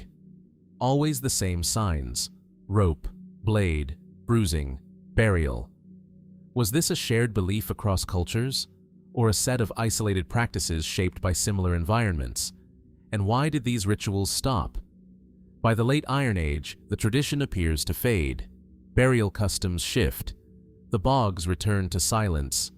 Was it due to changing religious beliefs? The rise of new political structures? Or did the people simply forget what the bog once meant? Today, the bog bodies rest in museums, under glass in dim light, their skin soft with moisture, their presence impossible to ignore. They are not skeletal, they are not abstract, they are people. People who once breathed, walked, wept, sang. People who were taken, gently, violently, reverently, into the earth, and left there, to be found. But found by whom, and for what purpose? Perhaps that's the final question. These bodies were preserved by nature, but unearthed by us, pulled from the mud by chance or curiosity. And now we must decide, what are we seeing when we look into their faces? A sacrifice? A punishment? A ritual forgotten? Or simply a life, cut short, yet somehow eternal? The bogs do not answer. They do not explain. They whisper. And in that whisper, a question lingers, soft and cold. What else waits just beneath the surface? As we step carefully away from the silent peatlands of northern Europe, where the bog bodies lie in their eternal sleep, we travel southeast, to the sun-scorched plains of Mesopotamia, a land shaped by rivers and reeds, by clay tablets and ziggurats, a land many consider the birthplace of civilization. Here, where the Tigris and Euphrates once nourished great cities, the ancient Sumerians recorded their history, not in oral legend or crumbling parchment, but in cuneiform, pressed into wet clay, then hardened by time.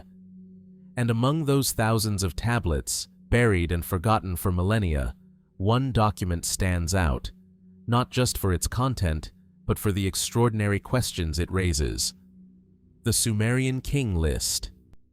On the surface, it reads like a straightforward record, an administrative chronology of rulers, their cities, and the length of their reigns. But dig deeper, and the strangeness begins.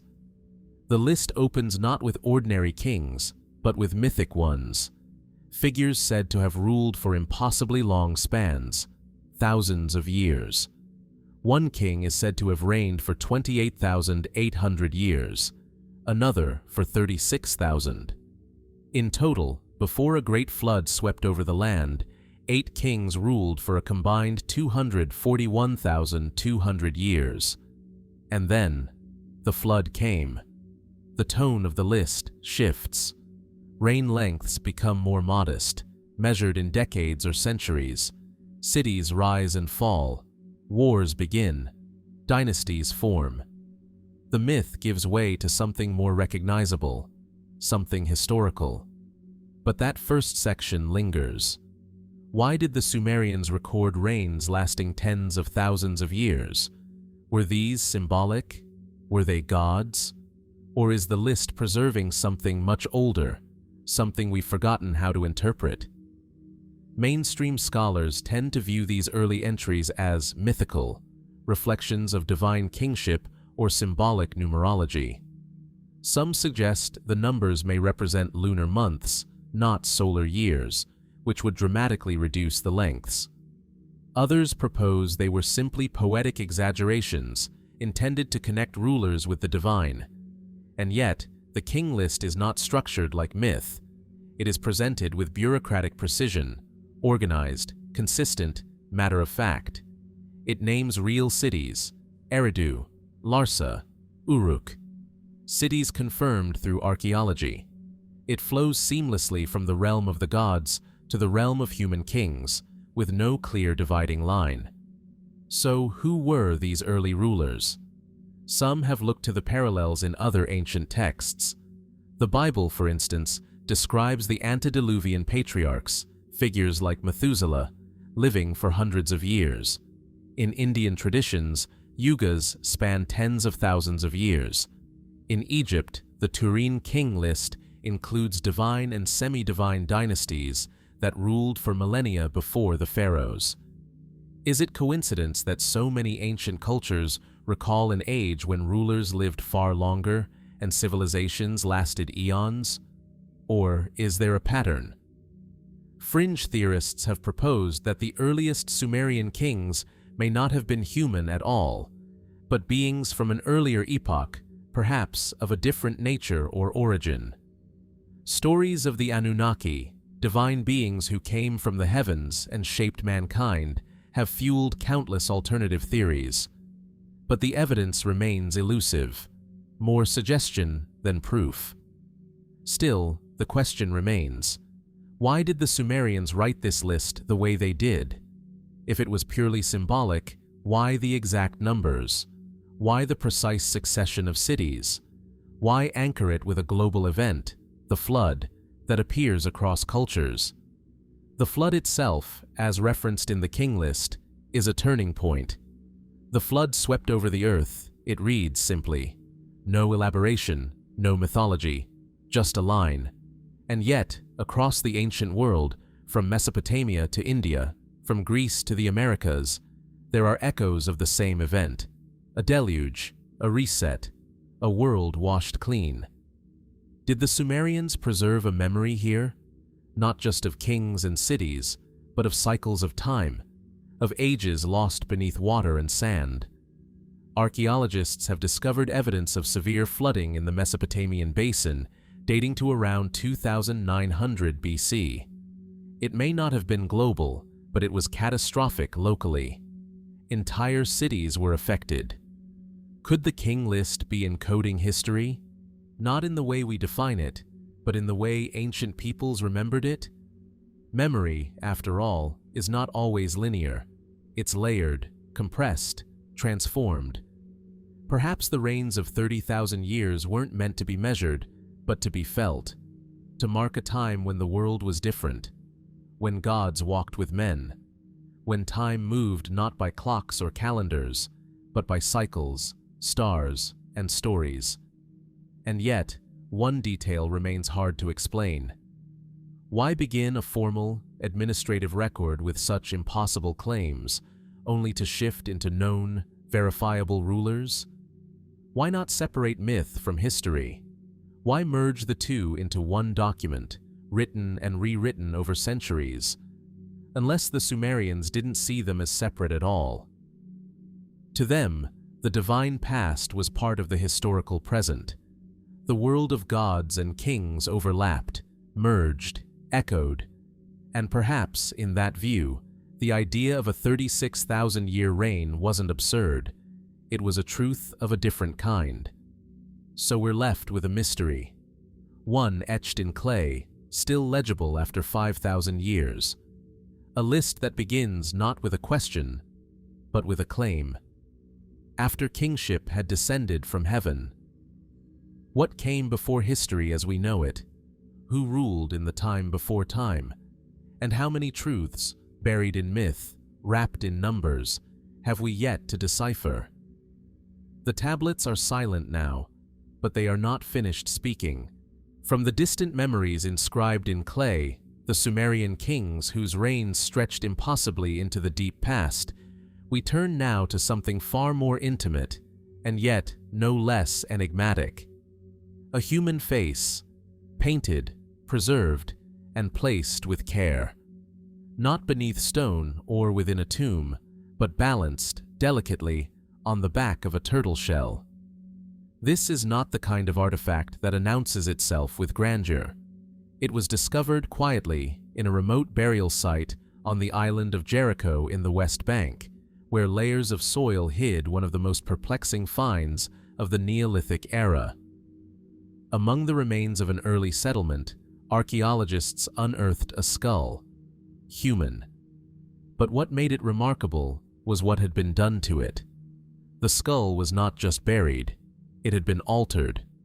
Its facial features were painted with red ochre, a mineral pigment long associated with ritual and burial practices. The paint outlined the eyes, the nose, the lips, a face remade after death. And beneath it, cradling the skull like a platform, was the curved shell of a turtle. This strange pairing of bone and shell, pigment and earth, was not isolated. In sites across the Levant, dating as far back as 8000 BC, archaeologists have found plastered and painted skulls, often separated from their original bodies. Some were buried beneath floors of homes, suggesting they may have served as ancestral relics, tokens of memory, protection, or worship. But the turtle shell adds a deeper layer of symbolism, one that scholars still struggle to interpret. Why rest a human skull atop a turtle shell? Was it an altar, a throne, a cradle for the spirit? The turtle is a powerful symbol across cultures. In some traditions, it represents the world itself, its back carrying the land and sky. In others, it signifies longevity, wisdom, the boundary between land and water, life and death. But in this context, Neolithic Jericho, we can only guess at what it meant to the people who placed it so deliberately beneath the soil. Perhaps the combination of skull and shell spoke of rebirth, the hard enclosing shell as a symbol of protection, incubation, of a soul passing through transformation. Or perhaps the turtle, a creature that retreats into itself and reemerges, was seen as a metaphor for the dead, returning in some unseen form. The paint adds another dimension. Red ochre has been used in burials around the world for tens of thousands of years, across Africa, Europe, and Asia. It mimics the color of blood, of life, of flesh. To paint the face of the dead is to make them live again, or at least to remember them as they once were. But was this an act of mourning, a ritual of power, or something more personal, an attempt to preserve identity beyond decay? We do not know who this person was. No name accompanies the skull, no text, no grave goods beyond the shell. We do not know whether they were a leader, a shaman, or simply beloved. But the care taken suggests reverence and intent. Other skulls from the same era have been found with eyes recreated in shells or features sculpted from plaster. Some show signs of having been displayed, perhaps mounted in shrines, or passed from generation to generation. A kind of ancestor cult, a communion with the dead not hidden in tombs, but kept close to the living. What kind of relationship did these ancient people have with death?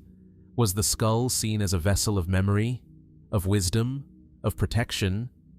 Or was it something more mystical, a medium through which the dead could still speak? The presence of the turtle shell complicates any single interpretation. It is both natural and symbolic, functional and spiritual. Was the shell used to carry the skull in processions? Did it rest in a sacred place, a point of contact between worlds? Or was it simply a reflection of a story we no longer remember? And what might the pairing of human and turtle have meant in a world without writing? Here, we are left with symbols of bone, pigment, and shell. A face redrawn after death, a skull placed not in the ground, but upon another creature's back, a ritual act, or a message. Modern archaeologists have only begun to piece together the patterns, and while some suggest that such practices were part of a broader Neolithic tradition of ancestor veneration, others remain cautious. The meanings may be multiple, contextual, lost in the silence of the past. Today, the painted skull on a turtle shell rests in a museum, protected, studied, removed from the earth that once concealed it. But its mystery remains untouched. Why was it painted? Why was it separated from its body? Why, of all things, was it placed on a turtle? Perhaps it was an offering to the gods. Perhaps it was the embodiment of a myth. Or perhaps it was something simpler, more human. A final act of love, of remembrance, of awe. In the end, the face looks back at us, not with fear, not with pain, but with a calm that defies time. A face reborn, balanced on a shell, whispering something we still can't quite hear. From the painted skull and its silent resting place atop a turtle shell, we now lift our gaze to the horizon, across the vast emptiness of the Sahara, a landscape where wind sculpts sand into waves, and the sun scorches stone by day and chills the earth by night. But in this desolate expanse, where life seems impossible and silence reigns, stand patterns that speak of something ancient, something deliberate. Stone circles, scattered across the western and central Sahara, from the deserts of Mauritania to the far reaches of Niger and Algeria, are hundreds, possibly thousands, of stone formations. Some are simple rings made of rough blocks, barely visible above the sand. Others are more elaborate, standing stones aligned with the cardinal points, slabs balanced with uncanny precision, and spiral-like formations whose meaning remains locked in the past. Among the most enigmatic is the site of Tichit in southeastern Mauritania. Here, on the edge of an arid plateau, lie the remains of one of the oldest known settlements in West Africa. Once, thousands of years ago, this was not a desert. It was savanna, green, fertile, home to early herders and farmers who built stone compounds and left behind walls that still cling to the rocks today. And at its heart, stone circles. Conventional archaeology dates some of these structures to as early as 2000 BC, though some may be older. They were likely built by the ancestors of the Soninka people, precursors to the later Ghana Empire. But even this explanation leaves much unanswered. Why these circles? Why this shape? Were they dwellings, ceremonial enclosures, or something more symbolic? Some circles are surrounded by burial mounds. Others are found in clusters, connected by low stone walls, suggesting communal activity. Yet they seem to lack the tools of daily life. No extensive middens, no hearths. In some cases, the stones are too large and too carefully arranged for mere domestic use. Researchers have proposed they could have been markers, calendrical tools to track the solstices or equinoxes, much like Stonehenge or Nabta Playa in southern Egypt. Others suggest they served as sacred spaces, shrines to forgotten deities, or places where the dead and the living met. But if so, what rituals were performed here? And why so many circles, spread across such an inhospitable landscape? One of the most striking features of these stone structures is their isolation. Many lie far from modern settlements, on high ground or in areas with no visible water source. Some are only accessible by days of travel across dunes. And yet, the stones remain, undisturbed, unmoved, still standing as they have for millennia. Who carried these stones? Who chose the locations? And what knowledge guided their placement? In some cases, the stones appear magnetically aligned. In others, they echo the constellations above, mirroring the stars as though mapping the sky onto the earth. Whether by design or coincidence, the patterns invite speculation. Did these ancient builders possess a form of astronomy encoded into stone? Were these monuments part of a larger spiritual worldview, now erased by desert and time? The Sahara has not always been a wasteland. During the African humid period, this region was lush and green, dotted with lakes, rivers, and herds of game. It supported thriving communities, many of whom vanished as the rains withdrew and the sands advanced. Some may have migrated, others may have adapted. But the circles remained, rising like punctuation marks in a forgotten story. Their function, their makers, their timeline, all remain elusive. Few have been systematically excavated. Even fewer have been studied with modern tools like LiDAR or deep ground scanning. And perhaps that's part of their mystique. Unlike the grand monuments of Egypt or Mesopotamia, the stone circles of the Sahara whisper rather than shout. They do not dominate the landscape. They blend into it, disappear within it. They were not built to impress, but perhaps to endure. They hint at a civilization that organized itself not with monumental ego, but with rhythm, alignment, and quiet reverence. A people who saw significance in repetition, in form, in the language of the land. And yet, as the centuries passed, the climate changed. The green turned to gold, the lakes dried, the wind grew sharper, and whatever stories the stones once told were buried. Today, they wait, silent, weathered, half lost to sand. What did the circles mean? Were they homes for the living, or thresholds for the dead? Did they mark the stars, the seasons, or something even more profound? A worldview, an unseen map, a memory? We may never fully know. But in a landscape stripped bare of noise, movement, or distraction, the stones still speak, not in words, but in presence, in placement, in mystery.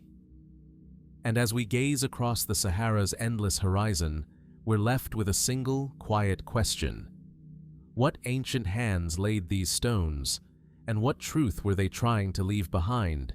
From the silent circles scattered across the Sahara, ancient stones aligned with sky and earth, we now shift towards something smaller, stranger. Not found in deserts or under deep jungle canopies, but unearthed in quiet fields and forgotten Roman outposts. Objects that defy categorization, that seem at once practical and ceremonial, ordinary and otherworldly. The Roman dodecahedrons, small hollow objects made of bronze with 12 pentagonal faces, each pierced by a circular hole, each with knobs at the corners. No two are exactly alike. Some are simple, others intricately crafted, ranging in size from a golf ball to a grapefruit. Their symmetry is unmistakable, their purpose still unknown. Over 100 of these dodecahedrons have been found across northern and western Europe, in regions once under Roman control: Britain, France, Germany, the Netherlands, Hungary. And always in the same curious pattern. They appear far from the empire's political heartland, not in Rome or Athens or Alexandria, but on the frontier. But what were they for? No ancient Roman text mentions them. No inscription explains them. They are never found with documentation or diagrams, and yet they continue to emerge from Roman-era layers, often alongside coins, pottery, and tools, everyday objects of known use, found next to something inexplicable. Some have been discovered in military camps, others near temples, a few even in burial contexts. And while we know they were made during the Roman period, between the 2nd and 4th centuries AD. We don't know why. Over the years, countless theories have surfaced. Some suggest the dodecahedrons were measuring devices used to calculate distance or size based on the differing diameters of the holes. Others propose they were surveying tools, aiding Roman engineers in laying out roads or aqueducts. But the lack of wear, the irregularity of hole sizes, and the absence of standardization weaken these ideas. Could they have been astronomical instruments used to track celestial events or alignments? The pentagonal geometry and hollow construction have led some to speculate about their role in marking equinoxes, solstices, or phases of the moon. But again, there's no solid evidence. More speculative suggestions abound. They were candle holders, thread spools for knitting gloves, gaming dice, religious artifacts, or status symbols. Some even believe they were divination tools, used in ritual practices we can no longer reconstruct. Objects passed between priest and seeker, the holes symbolizing gateways to unseen realms. One theory, gaining interest, posits that the dodecahedrons may have been part of a localized religious practice, a cult unknown to us, possibly confined to the northern provinces of the Roman Empire. Their placement in temples and graves suggests symbolic use. The knobbed corners, perhaps, were not decorative but meaningful, touch points for fingers or markers for orientation. Their emptiness may have been intentional, a form meant to suggest the absence of form.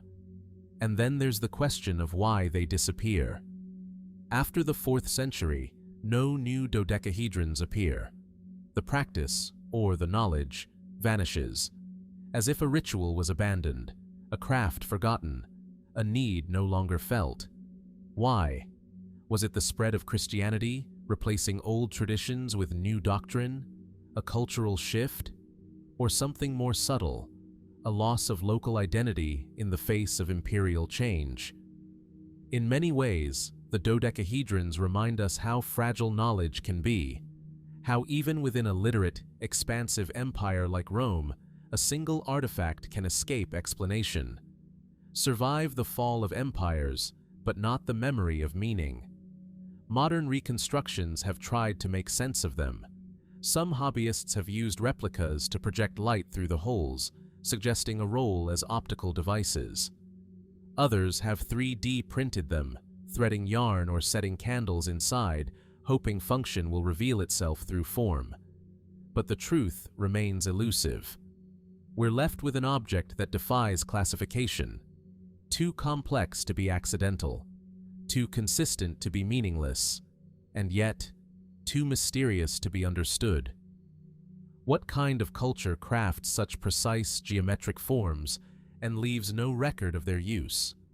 What kind of empire forgets not only how an object worked, but why it was made at all? Perhaps the Roman dodecahedron wasn't designed for function, but for contemplation.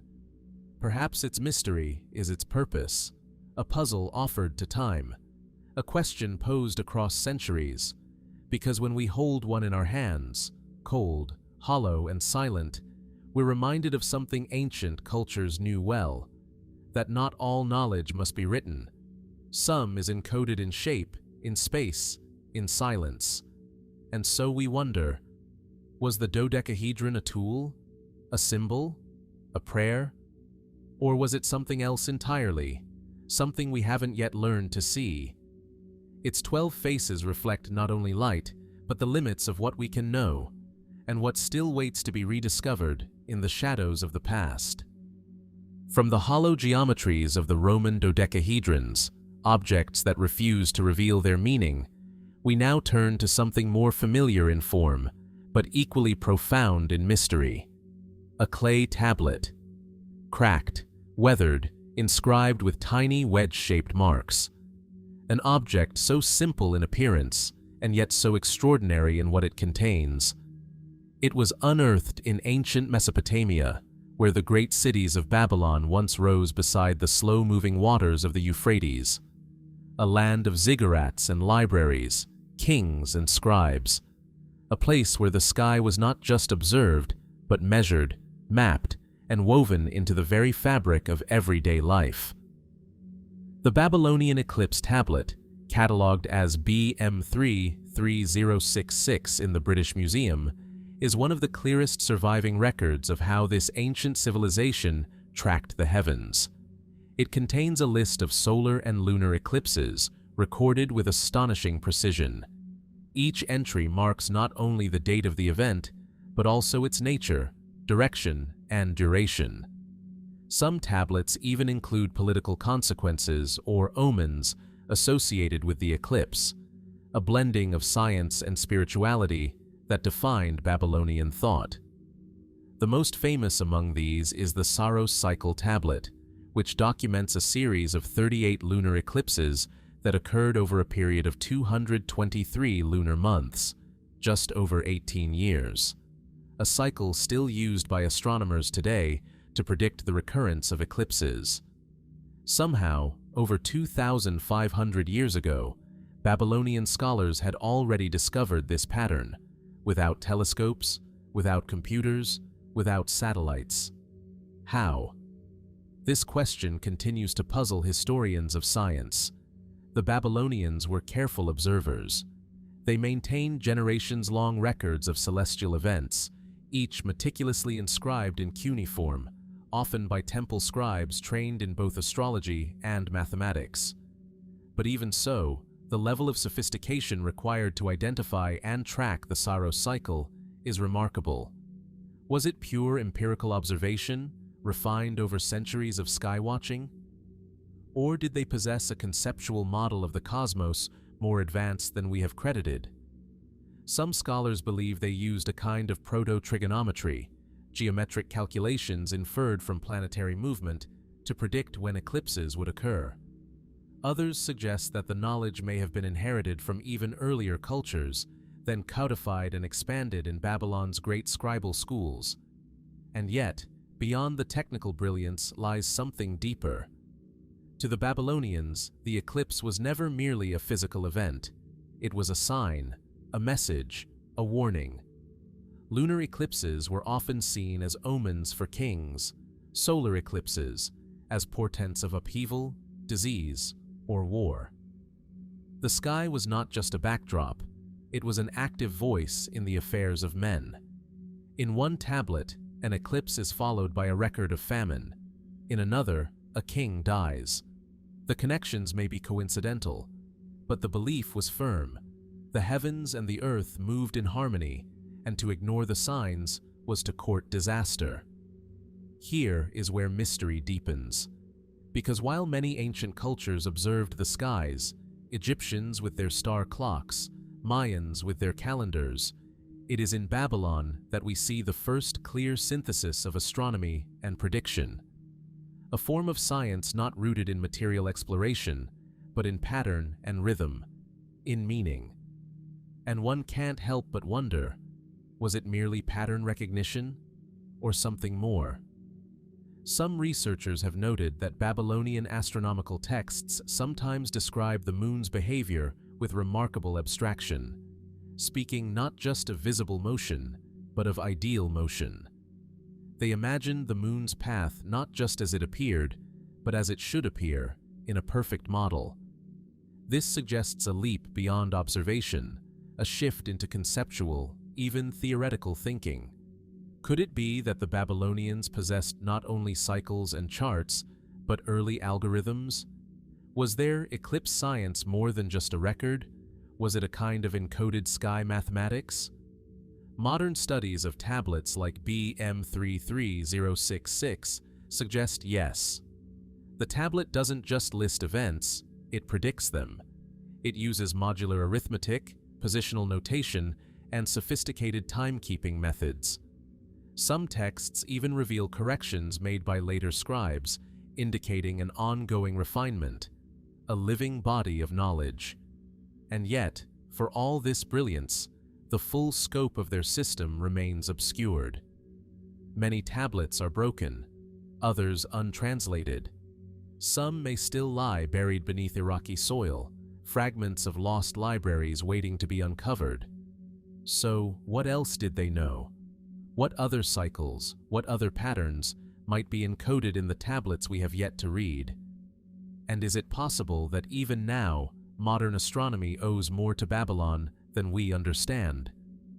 The Babylonian Eclipse tablet is more than an artifact. It is a doorway into a mind that saw the night sky not as a mystery, but as a map. A mind that tracked shadows across the moon and saw in them not chaos, but rhythm, law, warning, and perhaps understanding. We may never know the names of the scribes who etched these patterns into clay, but their voices survive, not in sound, but in orbit, in shadow, in the regular breath of the moon across the sun. And in that quiet alignment, we are left to wonder, what else did they leave for us, encoded in the sky, waiting to be seen again? From the clay tablets of Babylon that foretold eclipses with eerie precision, we now trace a path northward, into the heart of ancient Assyria. There, in the city of Nineveh, beneath layers of ash and ruin, archaeologists uncovered something that few dared to imagine: a lost royal library. Not of scrolls, but of tablets, thousands of them, cracked, charred, and yet miraculously preserved. This is the library of Ashurbanipal, the oldest known library in the world. Hidden beneath what is now northern Iraq, the ruins of Nineveh stood silent for centuries, buried after the fall of the Assyrian Empire around 612 BC. When the invading Babylonians and Medes tore through the city, they set fire to the palaces, temples, and archives. Clay tablets, normally fragile, were baked by the flames. But in a strange twist of fate, the fire that destroyed the city preserved its knowledge. When British archaeologist Austen Henry Layard began excavating the site in the mid-19th century, he unearthed a staggering collection: over 30,000 cuneiform tablets and fragments, all part of a royal archive curated under the reign of King Ashurbanipal, the last great ruler of Assyria. Ashurbanipal was no ordinary king. He called himself King of the World and King of the Four Quarters, but he was also a scholar. He could read Sumerian and Akkadian. He surrounded himself with scribes and scholars, and he commanded that the knowledge of his empire, and those that came before, be collected and preserved. And what was preserved is nothing short of extraordinary. Among the tablets are records of royal correspondence, astronomical calculations, legal decrees, medicine, ritual texts, myths, omens, dictionaries, and even spells. And then there is the Epic of Gilgamesh, the oldest known work of literature, found not in some dusty scroll room, but buried in the ash of Nineveh, etched into stone. The library of Ashurbanipal was more than an archive. It was a vault of memory, a repository of human thought, but it was also curated with intention. Texts were copied from older sources, some already ancient by the time they reached Nineveh. Others were translations, compiled from far-flung corners of the empire. A few were marked with curses, warning any future ruler not to tamper with or remove the knowledge within. And yet, for all its breadth, the library still guards secrets. Not all the tablets have been deciphered. Many remain fragmented. Some appear to reference other, older collections now lost to time, hinting at libraries within libraries, networks of knowledge that once stretched across Mesopotamia. Why did Ashurbanipal go to such lengths to preserve these writings? Was it purely political? An attempt to consolidate control through divine and intellectual authority? Or did he believe, like the Babylonians, that knowledge itself was a force, one that could shape fate, heal the body, and protect the state? Some scholars suggest the library also functioned as a ritual tool. Omens, incantations, and dream interpretations were housed beside administrative texts. One could consult the stars and the gods in the same room. Did the library serve as a spiritual engine for the empire, its pulse hidden behind walls of clay and script. And what about the fire? While the destruction of Nineveh was brutal, the burning of the library is both tragedy and paradox. Had it not been for the flames, the tablets might never have survived the passage of time. Their temporary incineration made them permanent. But the fire also scattered knowledge, broke tablets, melted context, burned away wooden cataloging systems. Today, much of the library is a puzzle of fragments. Could the full library be reconstructed? Ongoing efforts by the British Museum and other institutions have reassembled many texts, but thousands remain only partially translated. Some tablets hint at sciences and philosophies lost to modern understanding, texts on metallurgy, alchemy, and cosmology. Were these remnants of earlier, deeper knowledge, or simply the thoughts of a distant empire distorted by time? More intriguing still are the gaps. Missing volumes, incomplete records, references to books that no longer exist. Some believe entire sections of the library have yet to be discovered, still buried beneath the ruins. Others point to the possibility that duplicate collections were stored elsewhere, perhaps in Nippur or even Babylon, waiting to be found. Could there still be tablets in the earth, untouched since the days of Ashurbanipal? And if so, what might they reveal? As we look back on this ancient library, we're reminded of the fragility of knowledge, of how easily it can be lost, not just through fire or conquest, but through neglect. And yet, something about the library of Ashurbanipal endured. Through war, ruin, looting, and sandstorms, the tablets survived. They speak in silence now, from museum shelves and digital scans. Their wedge-shaped marks remain stubborn, delicate echoes of voices long gone. But the mystery persists. Was the library merely a record of what was known, or was it a vault for what was feared to be forgotten? What truths were gathered by the king who could read? And how many still lie buried, beneath dust, beneath stone, waiting for the right hands to lift them back into the light? From the blackened tablets of Ashurbanipal's library, etched with the wisdom of fallen empires, we step even further back in time. Past the age of writing, past the first cities, into a world of stone, earth, and ritual. A time when memory was preserved not in words, but in faces. Buried beneath the dry hills just outside modern-day Amman, Jordan, lies the Neolithic site of Ain Ghazal, a settlement over 9,000 years old.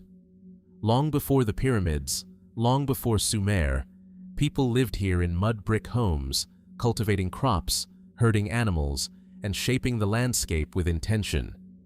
But what they left behind beneath the floors of their houses has puzzled and fascinated archaeologists since their first discovery in the 1980s.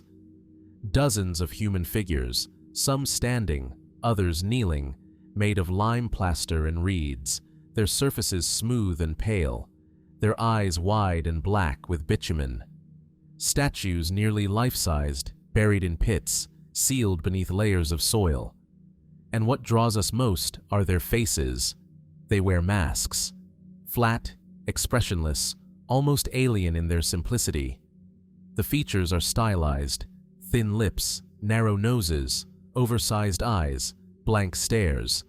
Some statues are dual-headed, some appear androgynous, and all of them radiate the same serene, unreadable presence, as though meant to represent not individuals, but archetypes, or ancestors, or something else. Who were they? Were they deities, gods sculpted by early human hands in reverence or fear? Were they representations of the dead, preserved in image long after the body was gone? Or were they masks not just of the face, but of identity itself, shields between this world and another?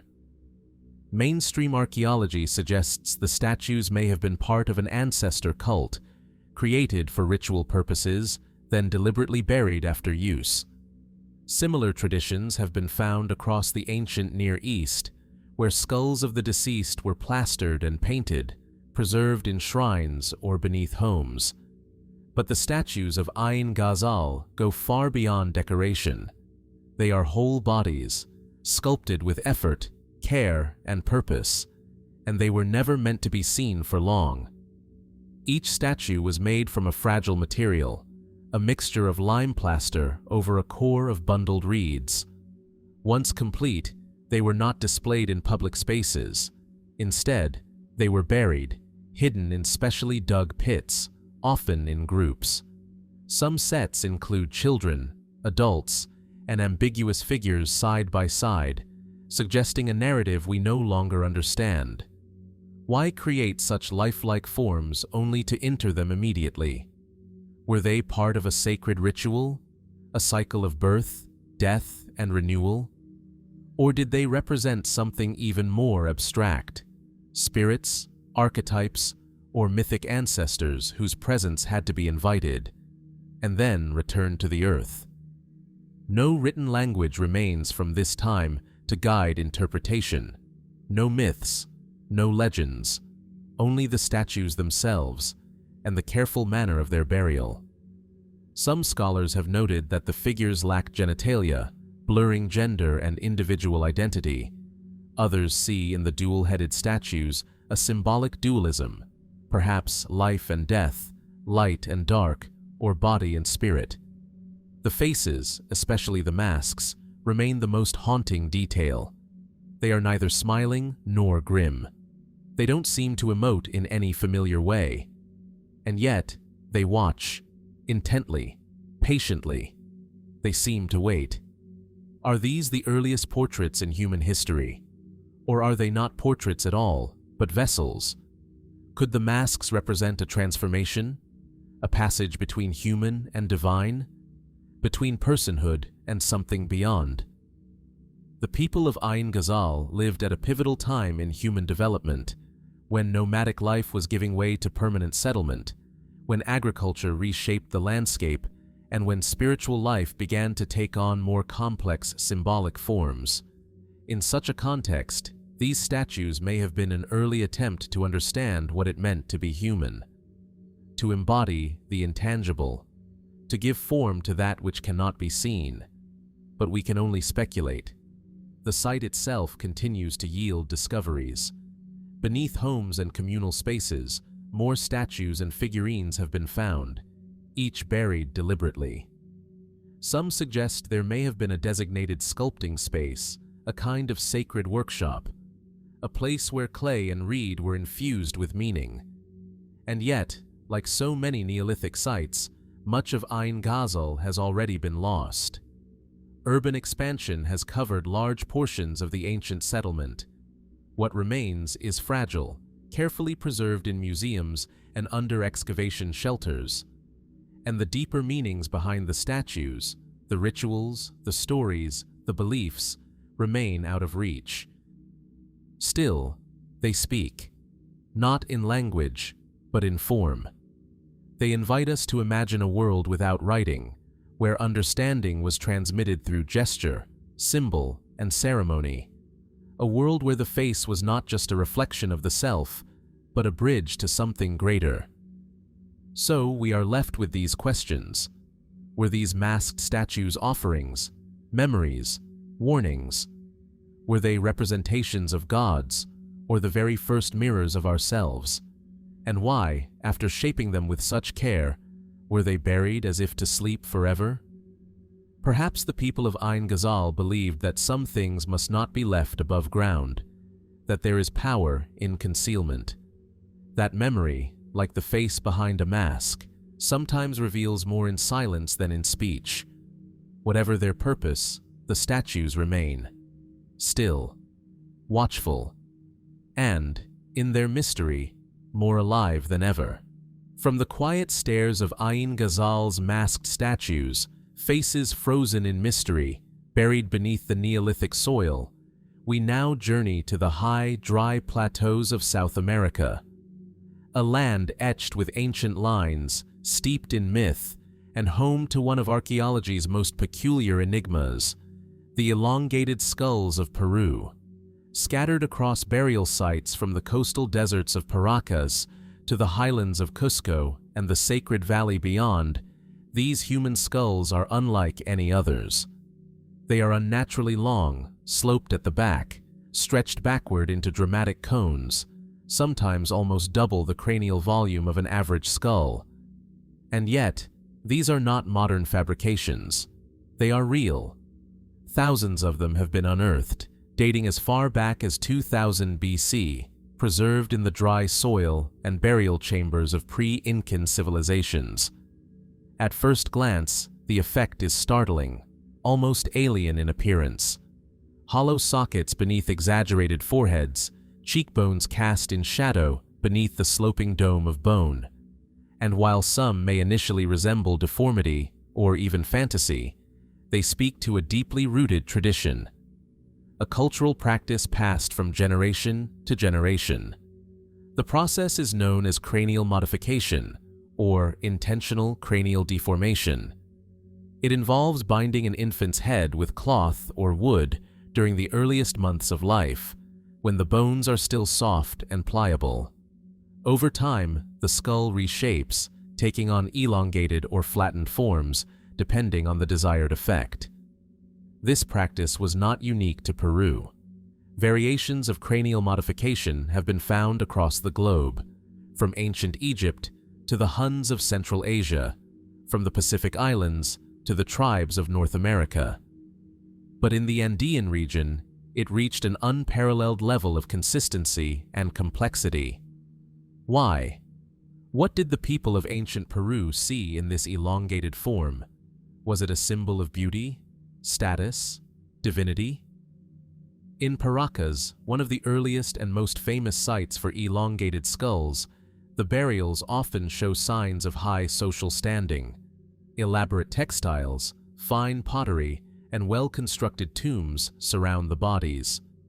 This suggests the practice may have denoted elite status, perhaps even priesthood or royalty. In some cases, entire family lines appear to have passed the tradition down, their children shaped not just by blood, but by design. Yet the story doesn't end with cultural custom. Some of the skulls from Paracas present anomalies that have fueled deeper curiosity. Unusually large cranial capacity, a lack of the sagittal suture, a joint that typically separates the two parietal bones of the human skull, thicker bone density, features that some claim cannot be explained by binding alone. While most researchers maintain that these differences fall within the range of natural variation, others wonder, could there have been another reason behind the modification? Was the shape meant to imitate something seen or remembered?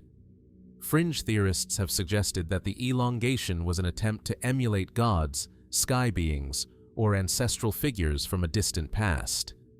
Others go further still, proposing that the earliest elongated skulls may not have been artificially modified at all, but rather indicative of a now extinct hominid lineage or a forgotten race. Mainstream archaeology strongly disagrees with these claims.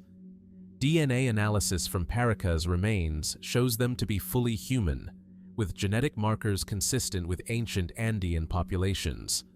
The practice, in their view, was cultural, not biological. But the question lingers.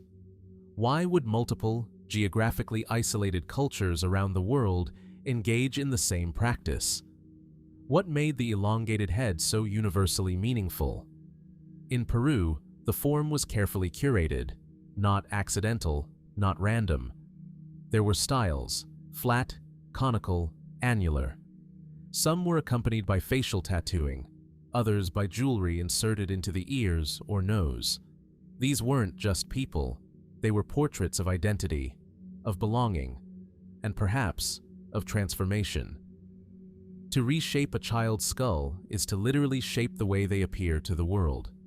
It's an irreversible statement, one that declares, this person is different, chosen, set apart. Could the elongated skulls have marked the boundary between the sacred and the profane? Between ruler and ruled? Or between the earthly and the divine? Archaeological findings show that the practice eventually faded. By the time of the Inca Empire, cranial modification was far less common, and later still, it disappeared entirely, banned by Spanish colonizers who saw it as pagan and unnatural. Today, many of the elongated skulls rest in museum collections across Peru. Others are locked away in archives, still awaiting full study. And despite decades of research, there is no consensus, only a trail of questions that grows longer the more we follow it. What did it mean to carry such a head? To live a life shaped from birth by the hands of others? To wear your lineage, your class, your myth, within your very bones? The desert air of Paracas remains still, the stone tombs remain silent, but the skulls endure. And they ask us, quietly, persistently, not just how this was done, but why. What dream, what belief, what ancient vision led entire civilizations to sculpt their very identities into something beyond the ordinary? And what part of that vision have we lost? From the high deserts of Peru, where elongated skulls whisper of identity and ancient ritual, we now travel deep into a world far older, a place where stone is not carved into monuments, but painted with memory, where the jungle breathes with the rhythm of a forgotten past, and silence holds its own stories. This is Borneo. In the limestone caves of the Indonesian portion of the island, shielded by dense forest and thick mist, lies a prehistoric gallery unlike any other.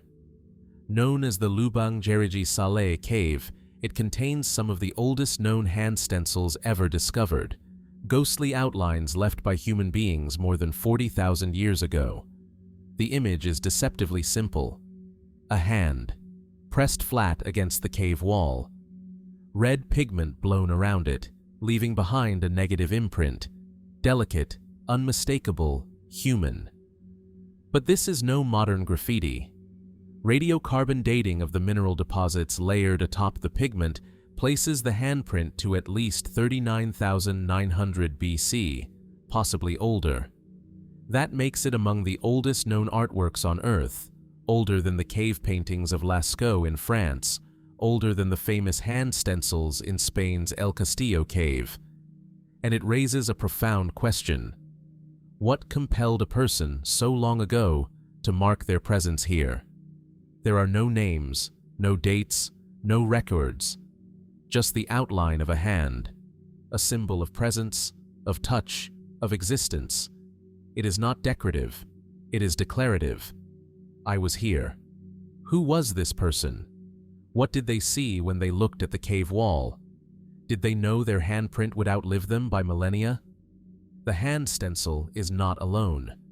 Nearby, other stencils appear, overlapping, varying in size and pigment. Some are faint, almost lost to the damp air and time's slow erosion. Alongside them are depictions of animals, warty pigs, cattle-like creatures, and scenes that suggest hunting or ritual movement. In one striking panel, a reddish-orange animal appears mid-stride, rendered with a grace that defies its age. It is estimated to be over 45,000 years old, possibly the oldest narrative scene ever painted. But the hand remains the most haunting. Mainstream archaeology interprets these stencils as part of early symbolic behavior, a reflection of cognitive evolution, the emergence of abstract thought and artistic expression, a sign that Homo sapiens, already dispersed across the islands of Southeast Asia, were developing the same symbolic systems as their distant cousins in Europe and Africa. And yet, there's something more here, something that resists simple categorization. Why a hand? Why not a drawing of the body or the face? Why not tools or animals alone? Perhaps the answer lies not in what the hand represents, but in what it does. The hand reaches, touches, creates. It is the tool through which humans shape their world and communicate without words. By placing their hand on the wall, the artist, if we can call them that, was doing more than decorating. They were claiming. anchoring themselves to a specific place in time and space, forming a bridge between the self and the environment, a moment frozen in ochre and stone. Some researchers suggest these stencils may have held ritual significance, part of initiation rites or spiritual ceremonies. The act of leaving one's mark might have been a rite of passage, a way to connect with ancestors or invoke protection from unseen forces. Others wonder if the hands were offerings, prayers left in pigment, symbols of survival in an uncertain world. In certain indigenous traditions today, similar acts endure. Hands pressed in paint onto rock. Not for art, but for communion, with land, with spirit, with the unbroken line of ancestry. Could the people of Borneo, so long ago, have shared that instinct? And then there is the silence. For tens of thousands of years, these prints lay undisturbed, hidden behind forest and stone. The person who left them could never have imagined a future where strangers from across the globe would gaze upon their mark, trying to understand what it meant. That gap between intent and interpretation is where mystery lingers. What stories were told in these caves, beneath flickering torchlight? What memories were painted before memory itself had a written form? The jungle around the caves remains thick and largely unexplored. Other chambers may still lie hidden, their walls untouched since the Ice Age. If there are more prints, more scenes, what might they show? A birth? A hunt? A death? A vision? What if these images are not just signs of art, but signs of something deeper? A worldview, a cosmology, a language not of words, but of forms. We often look at these markings and see the past, but what if they were looking forward, through pigment and stone, to us? The handprint in Borneo is not a relic. It is a presence, one that asks no question and yet inspires many. Who left it? Why here? And what did they hope would remain? In a world that changes endlessly, this quiet gesture, this ancient silhouette of a hand, endures. And perhaps, in that endurance, it tells us something we've forgotten. That long before history, before cities and kings and writing, someone paused, pressed their hand to stone, and chose to be remembered.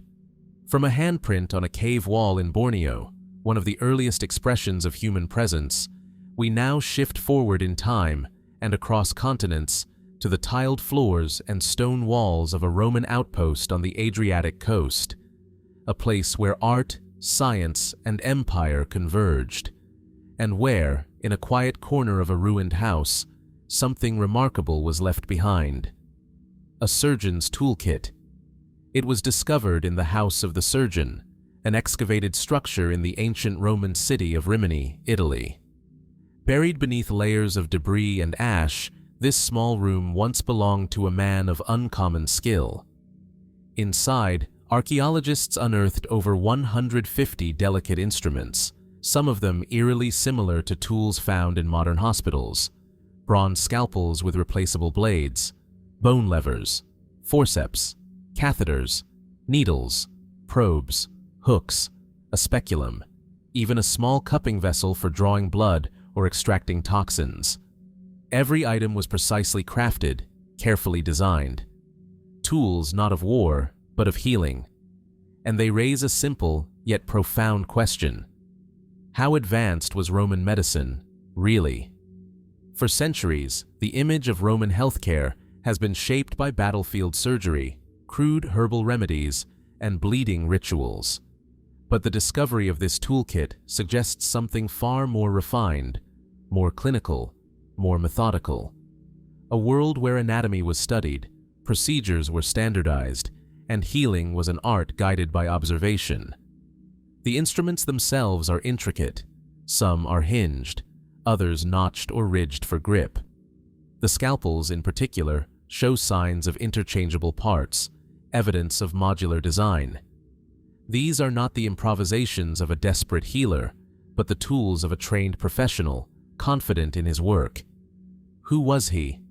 We don't know his name, no inscription identifies him. But the location of the house, near the center of town, adjacent to a forum, suggests status. He was not a traveling medic or a battlefield attendant. He was a physician with a practice, perhaps with clients from the elite. His toolkit was his livelihood. And when disaster struck, perhaps fire, flood, or sudden evacuation, he left it behind. Or did he? Was the kit hidden intentionally, buried for safekeeping, or simply forgotten, sealed away by time? What we do know is that Roman medicine drew from a wide body of knowledge, Greek, Egyptian, and earlier Mesopotamian traditions.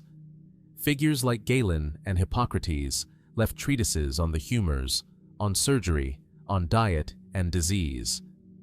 But beneath those lofty texts were the daily practices of men like the one who owned this toolkit, quiet surgeons whose work never made it into history books, but whose tools now speak for them. The Romans understood antisepsis in rudimentary form. They boiled instruments, used wine as disinfectant. They cauterized wounds and amputated limbs. Some procedures, like cataract surgery or trepanation, were performed with surprising precision. Patients were given herbal sedatives or opium-based mixtures to dull pain. Bones were set, bladders drained, tumors excised, and all of it with tools like these. But what's most fascinating is how little some of these instruments have changed. A Roman bone lever laid beside a modern one is nearly identical. The same with surgical hooks and clamps. The understanding of anatomy, though primitive by today's standards, was practical enough to guide delicate operations. So where did this knowledge come from? Some say it was trial and error, centuries of accumulated experience, passed from mentor to apprentice.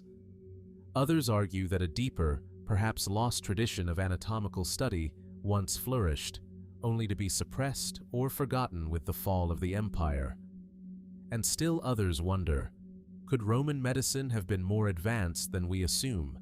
Could there have been procedures or insights lost to time, hidden in texts that didn't survive, or buried with doctors whose stories were never written?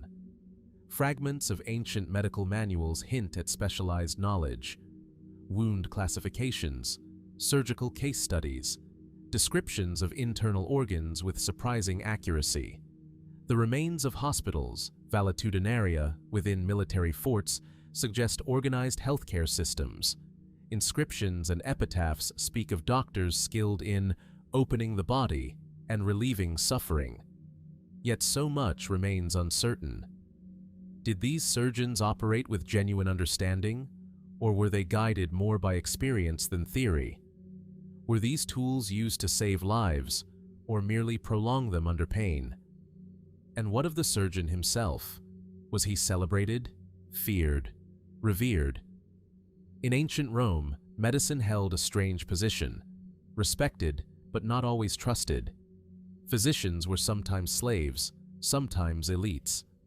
Their success could earn them praise or suspicion. In the house of the surgeon, all that remains is the quiet order of the tools, lined and boxed, waiting. Perhaps he left in haste, meaning to return. Perhaps he died, and no one knew what he had left behind. Or perhaps he had already passed into myth, his name fading while his instruments endured. Today, these objects rest in museums, cleaned, catalogued, displayed under glass, but they still carry the weight of human contact, of touch, of blood, of healing. They remind us that the body was always a mystery, even to those who dared to open it. And they invite us to ask, what did Roman doctors know that we've forgotten? What cures, what ideas, what knowledge was buried with them? And in the silence of their tools, silent, sharp, and strangely familiar, what stories still wait to be uncovered? From the cold precision of the Roman surgeon's instruments, silent witnesses to the inner workings of life and death, we move just a few hundred kilometers south. And yet, it feels like a world apart. To a city once vibrant with sound and color, frozen in time by catastrophe, where daily life, ordinary and extraordinary, was captured in an instant beneath layers of ash. This is Pompeii. A city stopped mid-breath in 79 AD when the eruption of Mount Vesuvius smothered its streets, its people, and its secrets beneath a pyroclastic shroud. But what survived was not just architecture or skeletons. It was glimpses, startlingly vivid, of Roman life as it was lived. And among the frescoes and mosaics uncovered over the years, one image has recently stirred quiet curiosity. A painting, small, precise, and at its center, something familiar. A round flatbread, golden and garnished, resting on a silver tray. Around it, fruits, a pomegranate, a glass of wine. The composition is balanced, almost photographic. A still life, rendered with exquisite care. And what immediately caught the attention of modern eyes was this. It looks like a pizza. This fresco was uncovered in 2023 in a domus near the ancient city's central intersection, a structure likely belonging to a wealthy merchant. The wall on which it was painted was part of a food-serving area, perhaps once a dining room or reception space. And while Romans did not have tomatoes or mozzarella or ovens that baked the way ours do, the image resonates. A circle of bread, garnished, served as a centerpiece. But is it pizza? The answer depends on what we mean by that word. The ancient Romans certainly consumed flatbreads, round loaves baked on stones, often topped with herbs, oil, and sometimes cheese or preserved vegetables. In the satirical poetry of Horace, we find references to libum and placenta, baked doughs used in both religious offerings and casual meals. In the streets of Pompeii, fast food stalls known as thermopolia sold warm breads with various accompaniments, including olives, onions, and fermented fish sauces. So, while this fresco predates the invention of the modern Neapolitan pizza by nearly 1,800 years, it's not wrong to see a distant culinary ancestor here. But why paint it? Still life imagery, what the Romans called xenia, or hospitality scenes, was a common theme in domestic decoration. These paintings often showed bountiful trays of food, wine, and offerings, signaling abundance and generosity.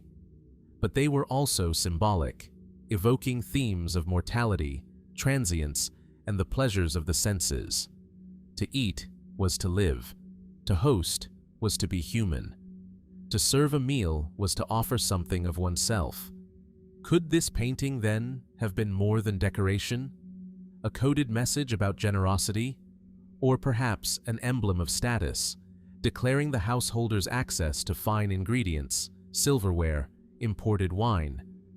Or could it have been something simpler still, an attempt to preserve the beauty of a moment, to honor the mundane?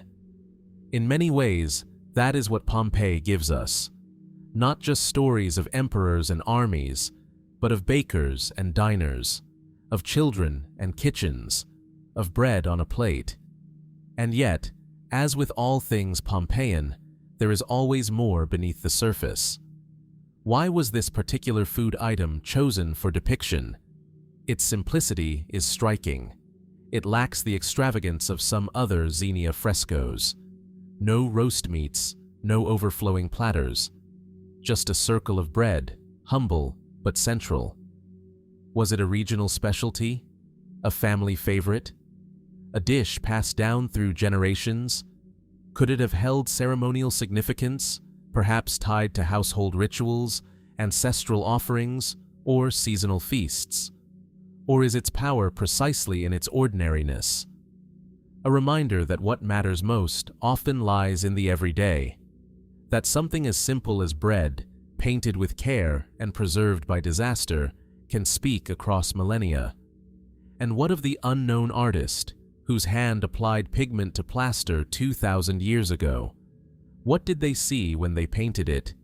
A meal? A symbol? A message? Or did they simply seek to honor the world they lived in, one plate at a time? Today, the so-called Pompeii pizza painting sits under protective glass, admired by scholars and tourists alike. It has become a point of fascination, bridging the ancient and the modern in a single, quiet image. Not through monuments or myths, but through food, the most human of languages.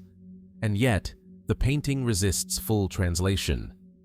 Like so much of Pompeii, it invites us in, then steps back, leaving space for wonder. Was this the world's first pizza? Or was it something more elusive? An echo of a moment, lost in ash, found again in fragments. Perhaps the deeper truth is not in the meal itself, but in the hand that painted it, the wall that bore it, and the city that, even in destruction, refused to be forgotten. From the quiet, still life preserved on a Pompeian wall, where a round loaf of bread becomes a symbol of hospitality and memory, we now travel far from the stone forums of Rome, far even from the cities of the ancient world. South, across oceans and continents, to the wind-swept plateaus of Patagonia, at the edge of the known world. Here, among barren cliffs and shifting light, is a cave unlike any other. La Cueva de las Manos, the cave of the painted hands. Tucked into a steep canyon along the Pinturas River in southern Argentina, this remote rock shelter hides a gallery that dates back over 9,000 years. The name says it all. Its walls are covered, layer upon layer, with human handprints. Hundreds of them, red, black, white, ochre, mostly left hands, mostly small, as though painted by young people or women, or perhaps by all, children, elders, generations. The first time you see it, it's unsettling, not because it's grotesque or violent, but because it's personal. These are not symbolic figures, not stylized gods or animals. These are human presences, unmistakable and immediate, not drawn, not imagined, pressed. Archaeologists believe the prints were made by blowing pigment through a hollow reed or bone tube, using the hand as a stencil. The result is a negative image, an absence made visible, a silent declaration, a gesture that echoes across time. But what did it mean? Was it a ritual of coming of age, a rite of passage, a way to mark territory, ancestry, belonging? Or were these prints a kind of communication, names without words, signatures written in dust and breath? The cave doesn't offer easy answers. Alongside the handprints are depictions of guanacos, graceful camel-like animals native to the region, along with hunting scenes, zigzags, and abstract shapes. These are older than the handprints, suggesting the cave's function evolved over time. Perhaps it was once a hunting shrine, then a gathering place, then something more sacred still. Even now, standing inside the cave, surrounded by dozens of overlapping hands, there's a strange feeling. Not that you are looking at the past, but that the past is looking at you. Who were these people? They lived before metal, before agriculture, before the great civilizations of the Andes. They were hunter-gatherers, surviving in one of the most isolated and unforgiving landscapes on Earth. And yet, they created something enduring, something that still pulses with human intention. Archaeological studies have dated the earliest handprints to around 7,300 BC, with newer layers added over centuries. Some suggest the cave was used for over 3,000 years. That's longer than most civilizations last. Entire belief systems came and went, yet here, in this cave, the hands kept appearing. Why? What drew people back? Was it a sacred place, a site of memory, a cosmic threshold? The repetition of the image, the hand, always the hand, suggests it meant more than mere decoration. It was a symbol, yes, but also a ritual, a performance of identity, of connection, and perhaps of longing. Many of the hands show signs of physical difference. missing fingers, bent joints. Some interpret this as injury, others as gesture, a code, a language. Were certain finger positions meant to signal clan, rank, or story? Or were they simply the marks of people who lived hard lives? Mainstream archaeology has theories. The cave may have been a site of shamanic ritual, a place to commune with ancestors or spirits. The hands may have been a way to assert continuity, to say, I am part of this land, and this land is part of me. But the cave resists final interpretation. Like the oldest myths, its truth lies not in fact, but in atmosphere, in the stillness between ideas. And perhaps that's the point. The cave of the painted hands is not about what we know, it's about what we remember, and what we choose to leave behind. To press a hand against a stone wall and surround it with pigment is to declare existence, not loudly, not boastfully, but quietly, permanently. There is no ego in these hands, no vanity, just presence, a moment, a breath, a decision to endure. And that leaves us with questions that science can't fully answer. Were these hands reaching forward or reaching back? Were they calling the spirits of the land, or were they trying to speak to us? What would it mean to add one more hand? To place your palm next to theirs and feel, even for a moment, that across 9,000 years, someone once stood where you now stand and chose to be remembered.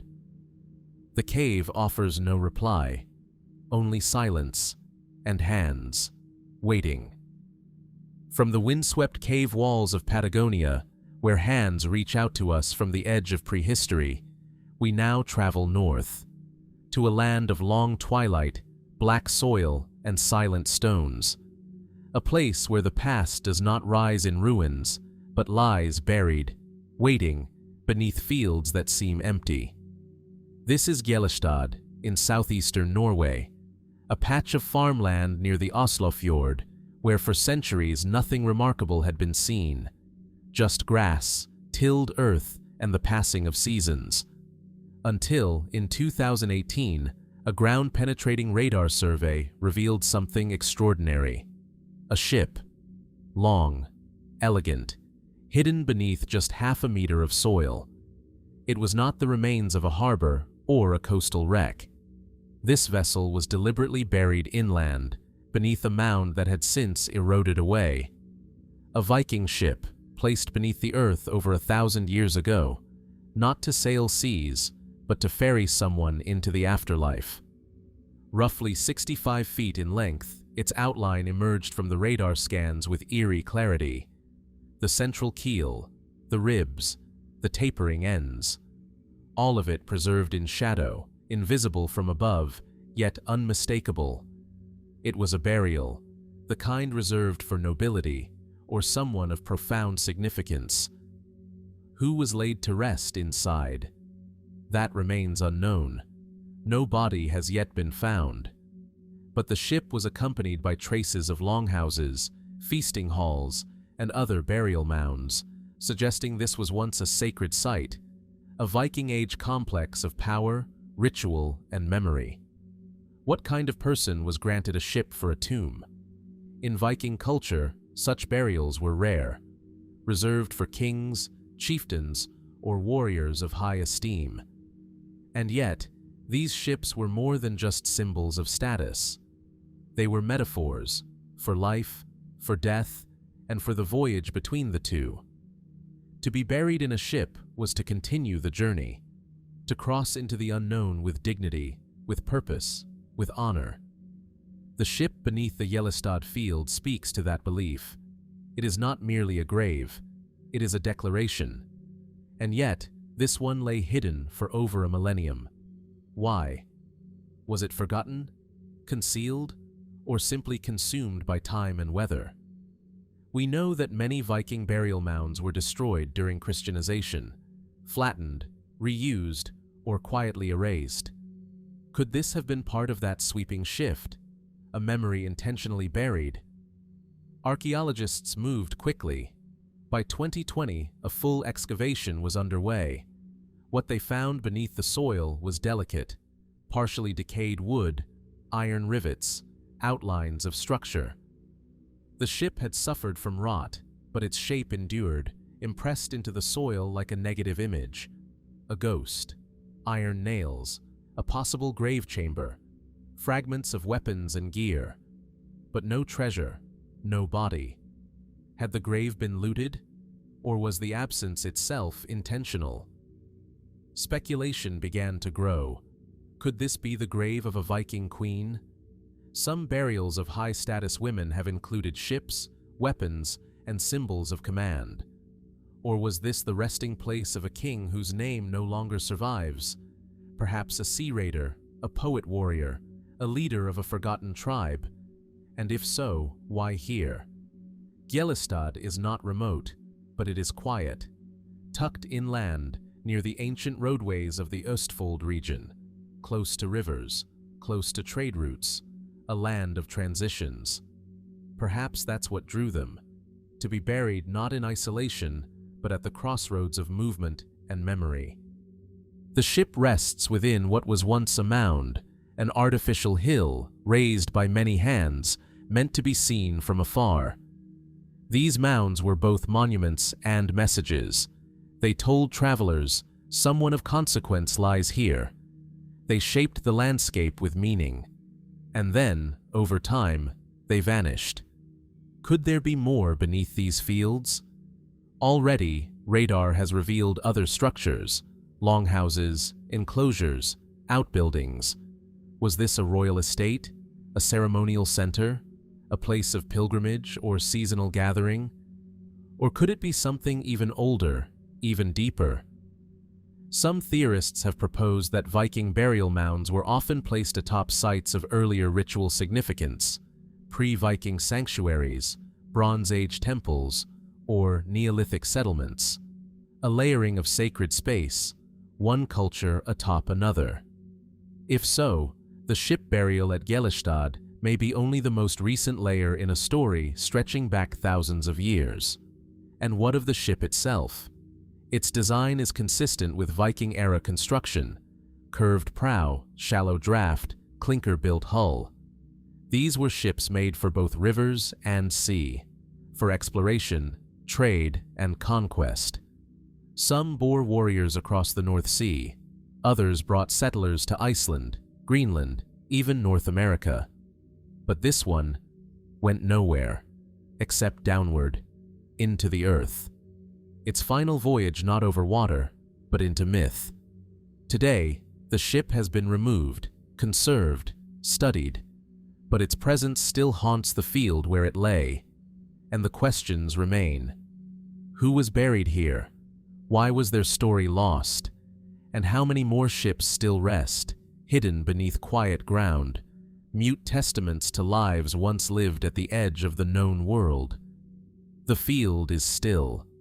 The sky is wide, and beneath the soil, history waits, not lost, but sleeping, waiting for the right hands, the right eyes, to find it again.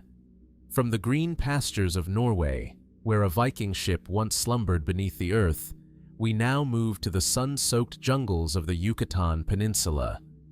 Here, vines twist through limestone ruins, and beneath the dense canopy, the past rises, not as a whisper, but as a song. This is Chichen Itza, one of the most celebrated and enigmatic cities of the ancient Maya. Its towering step pyramid, known as El Castillo, or the Temple of Kukulkan, stands at the heart of the complex. With 4 sides of 91 steps each, plus a single top platform, the pyramid contains 365 steps in total, mirroring the solar calendar. Built between the 8th and 12th centuries AD, it reflects both architectural genius and cosmic symbolism. But there's more to this pyramid than its visual majesty.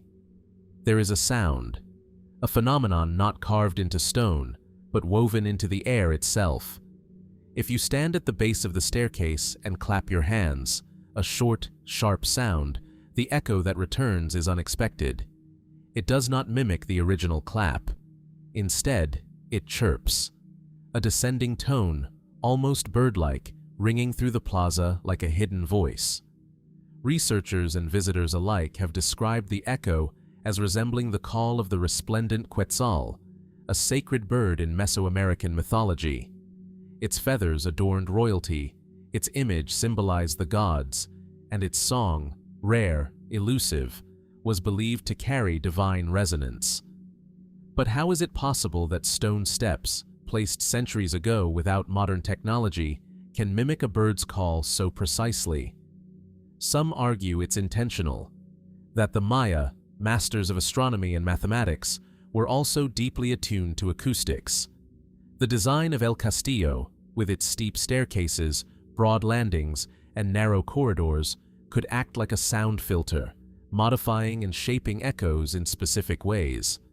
But if true, that would mean the Maya weren't just building to the sky, they were composing for the air.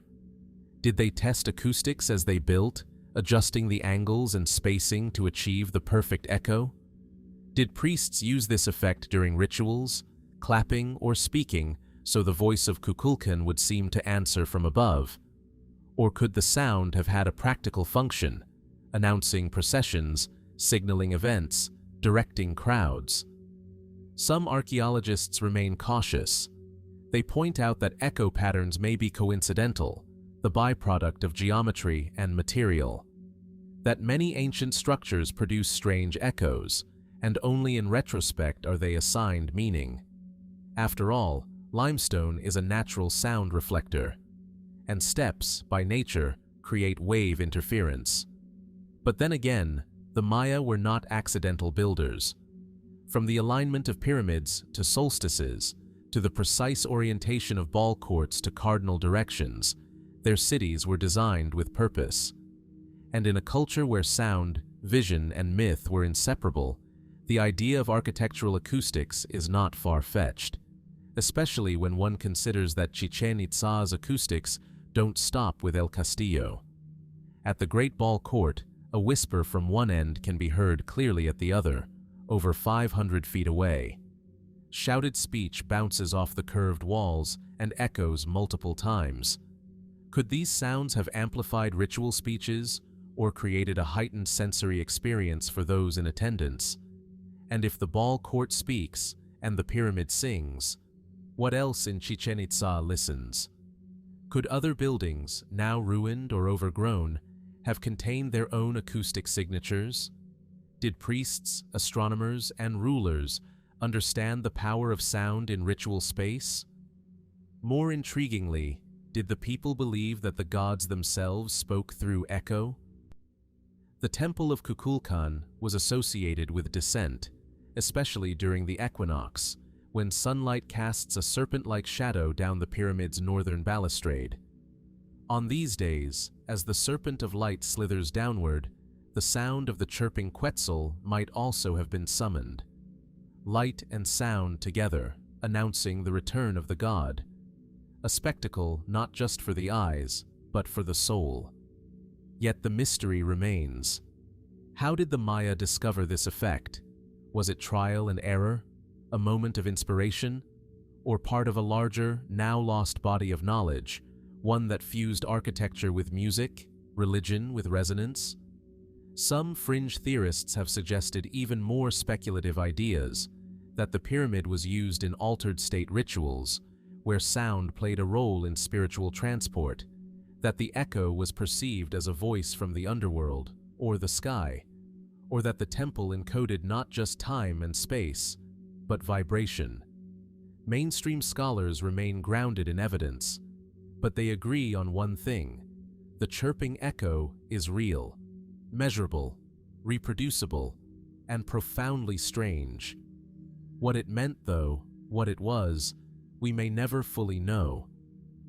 And perhaps that's what gives it power. To stand at the base of the temple of Kukulkan, surrounded by jungle and stone, and hear a bird's song echo from stonework laid 1,000 years ago, is to be reminded that the past was not silent. It spoke, it sang, it echoed.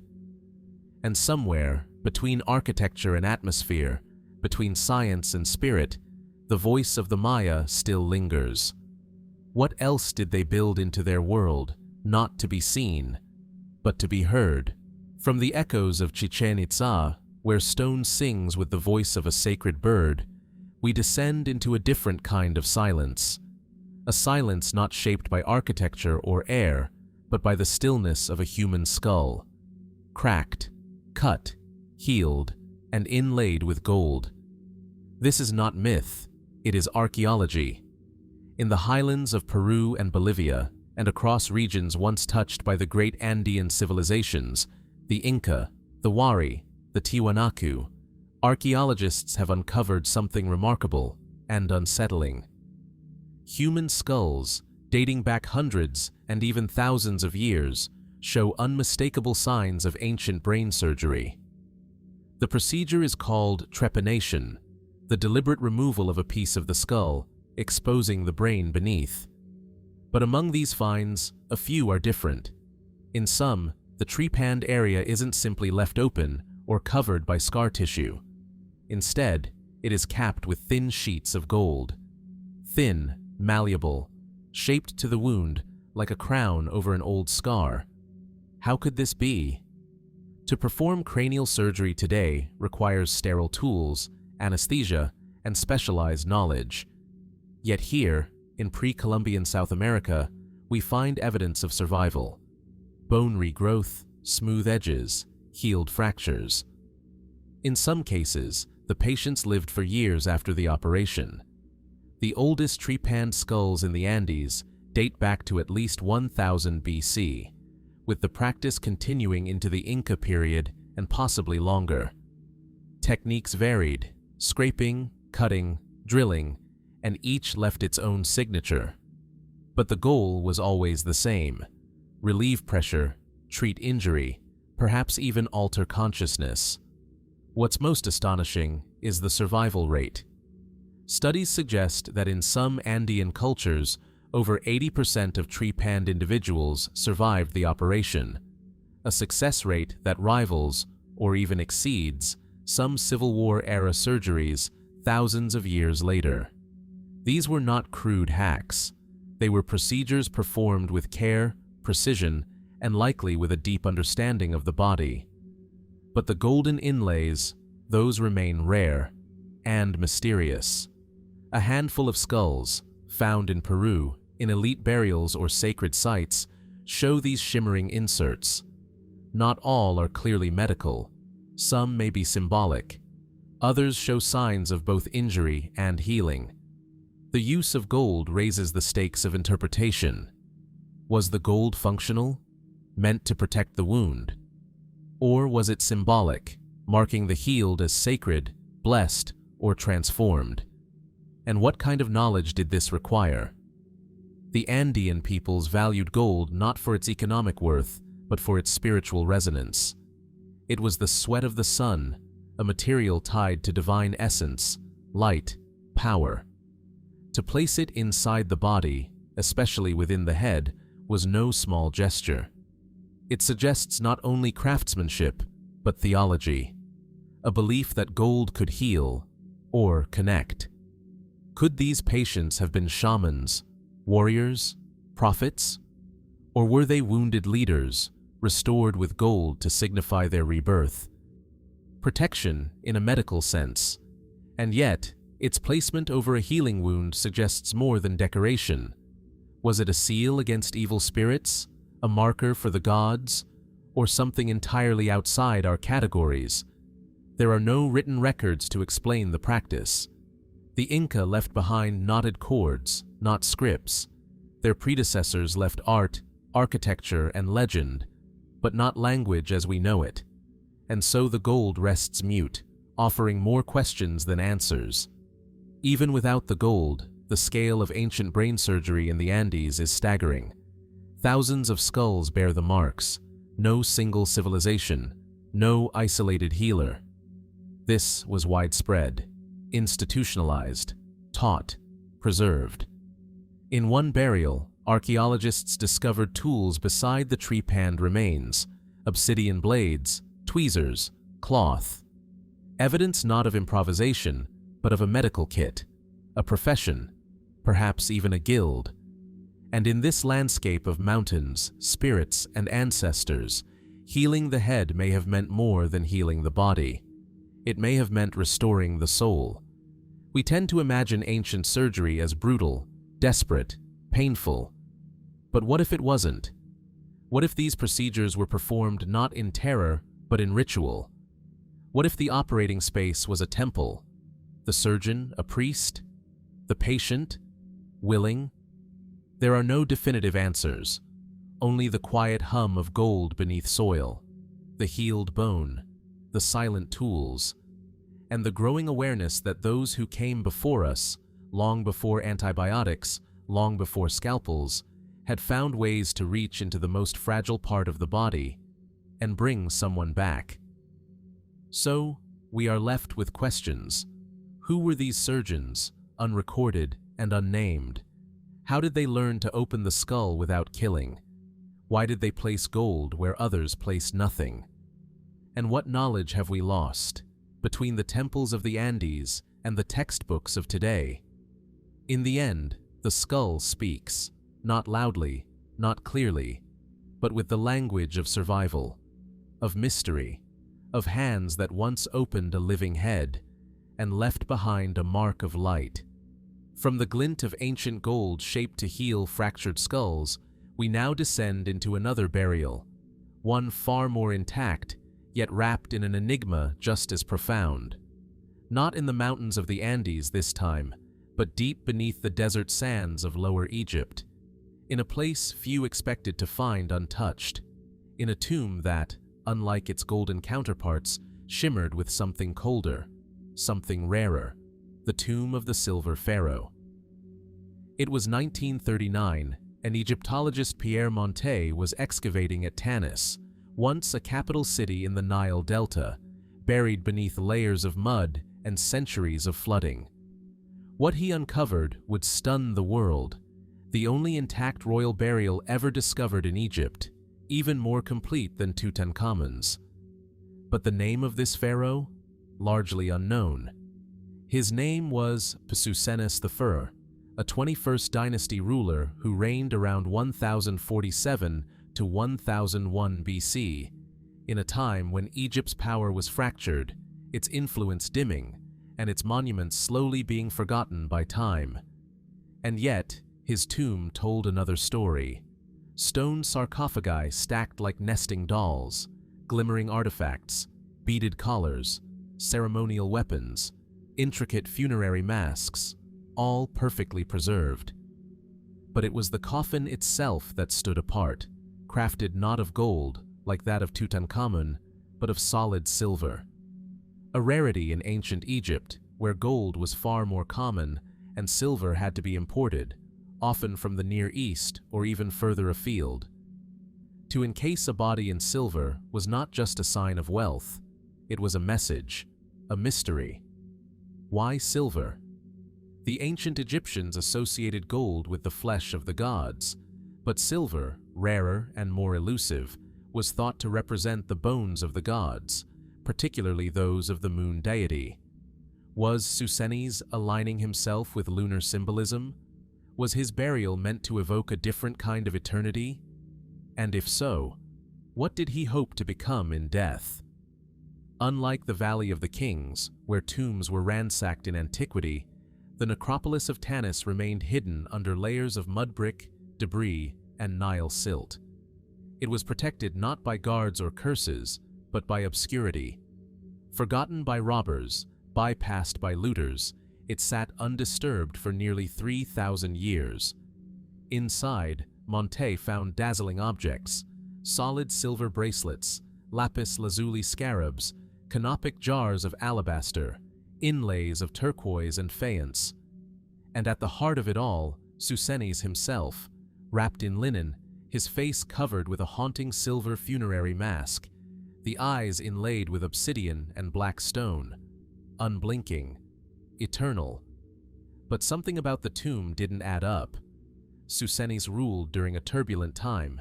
His dynasty held sway in the north, while rival high priests of Amun controlled the south.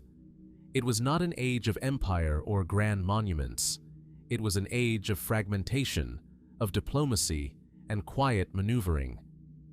So how did a king from such a troubled period come to be buried with riches rivaling the most famous pharaohs? Was Susenus more powerful than the records suggest?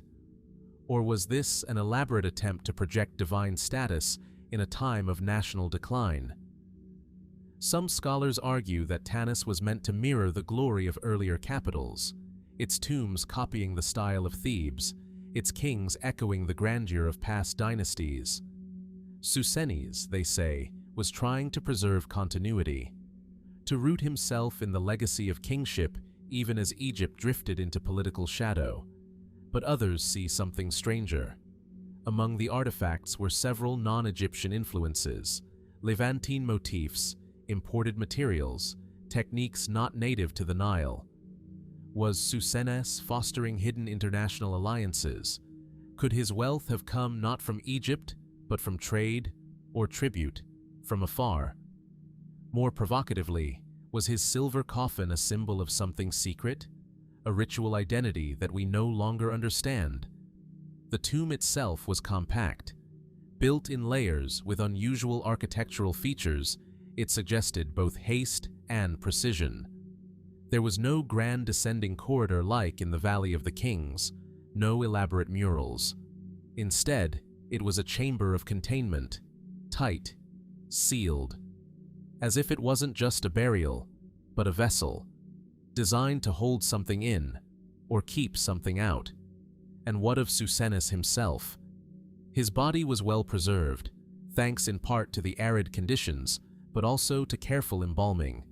Teeth worn, bones aged, a man who lived long and ruled longer. His burial said he was a god. His mask said he was immortal. But his name never rose to the level of legend. Why? Why did history forget him, even while the earth preserved him? And what else lies beneath Tanis, still buried beneath mud and memory? Today, the treasures of the Silver Pharaoh reside mostly in museums. The tomb has been excavated, documented, studied, but the aura remains, not because of curses or myths, but because it is one of those rare places where the veil between mystery and clarity feels deliberately thin. Susenus. I was not the most famous, not the most feared, but he may have been the most carefully buried. And in the shimmer of silver, in the quiet breath of a sealed chamber, we are left with a final question. Did he succeed?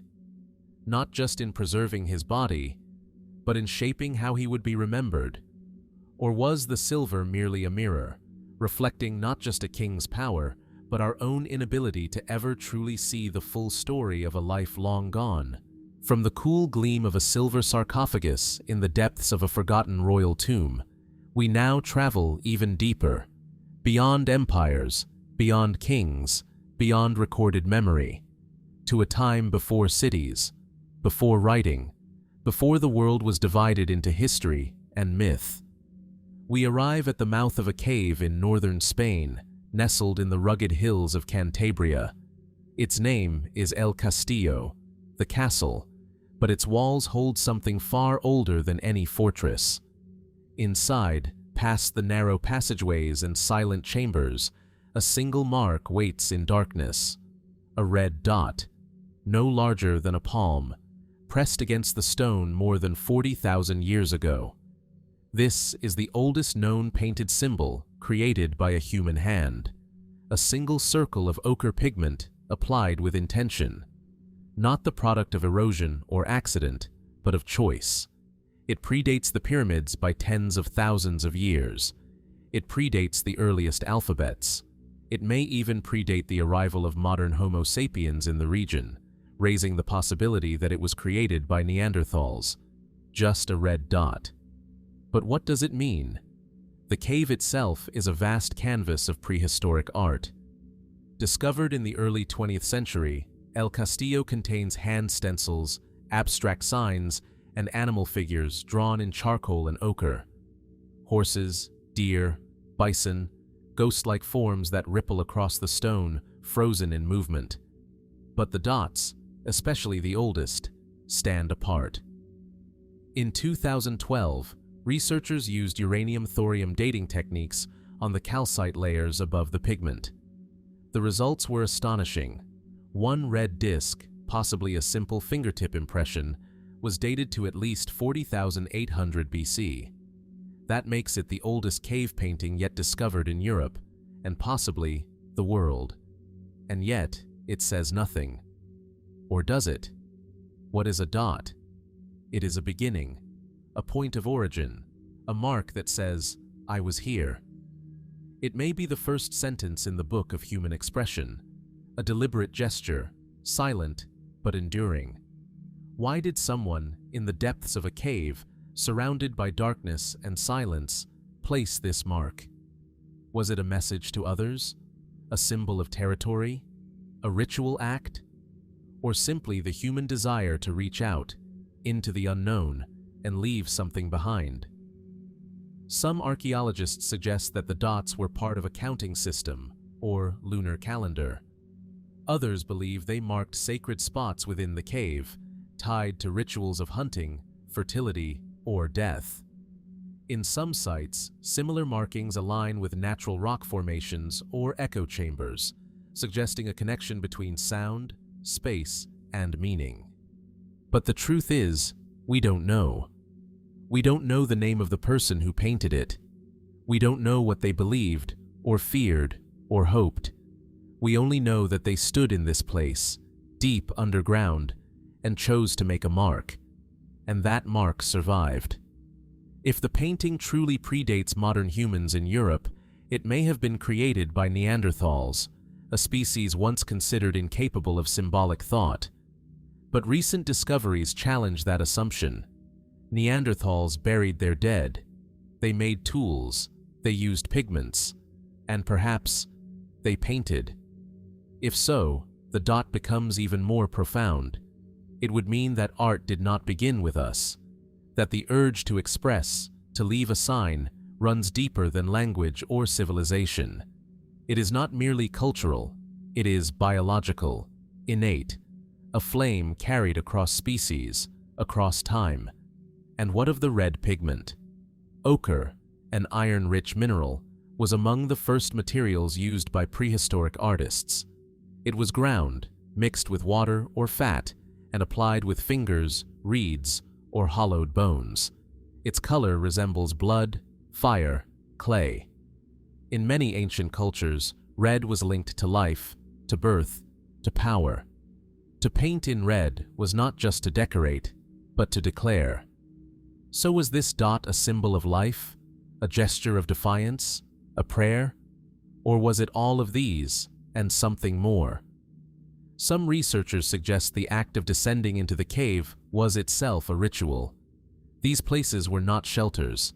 They were chosen, hidden, sacred. To enter was to cross a threshold between light and dark, surface and depth, living and spirit. And in that space, a mark was made, perhaps not to be seen, but to be remembered. And yet, here we are, tens of thousands of years later, still looking, still wondering what that dot meant, what it meant to be human at the very beginning of time. Was it the first step in a journey that would lead to kings and temples, to silver coffins and stone pyramids, to alphabets and satellites? Or was it something we've forgotten how to understand? Today, the red dot of El Castillo is protected behind barriers. Tourists cannot touch it. Flash photography is forbidden. The air is monitored to prevent damage. But the mystery remains untouched, not because it resists explanation, but because perhaps it never needed one. A single red dot, left by a hand in the dark, still glowing in the stone, still asking, what does it mean to leave a mark, when no one may ever know why you did?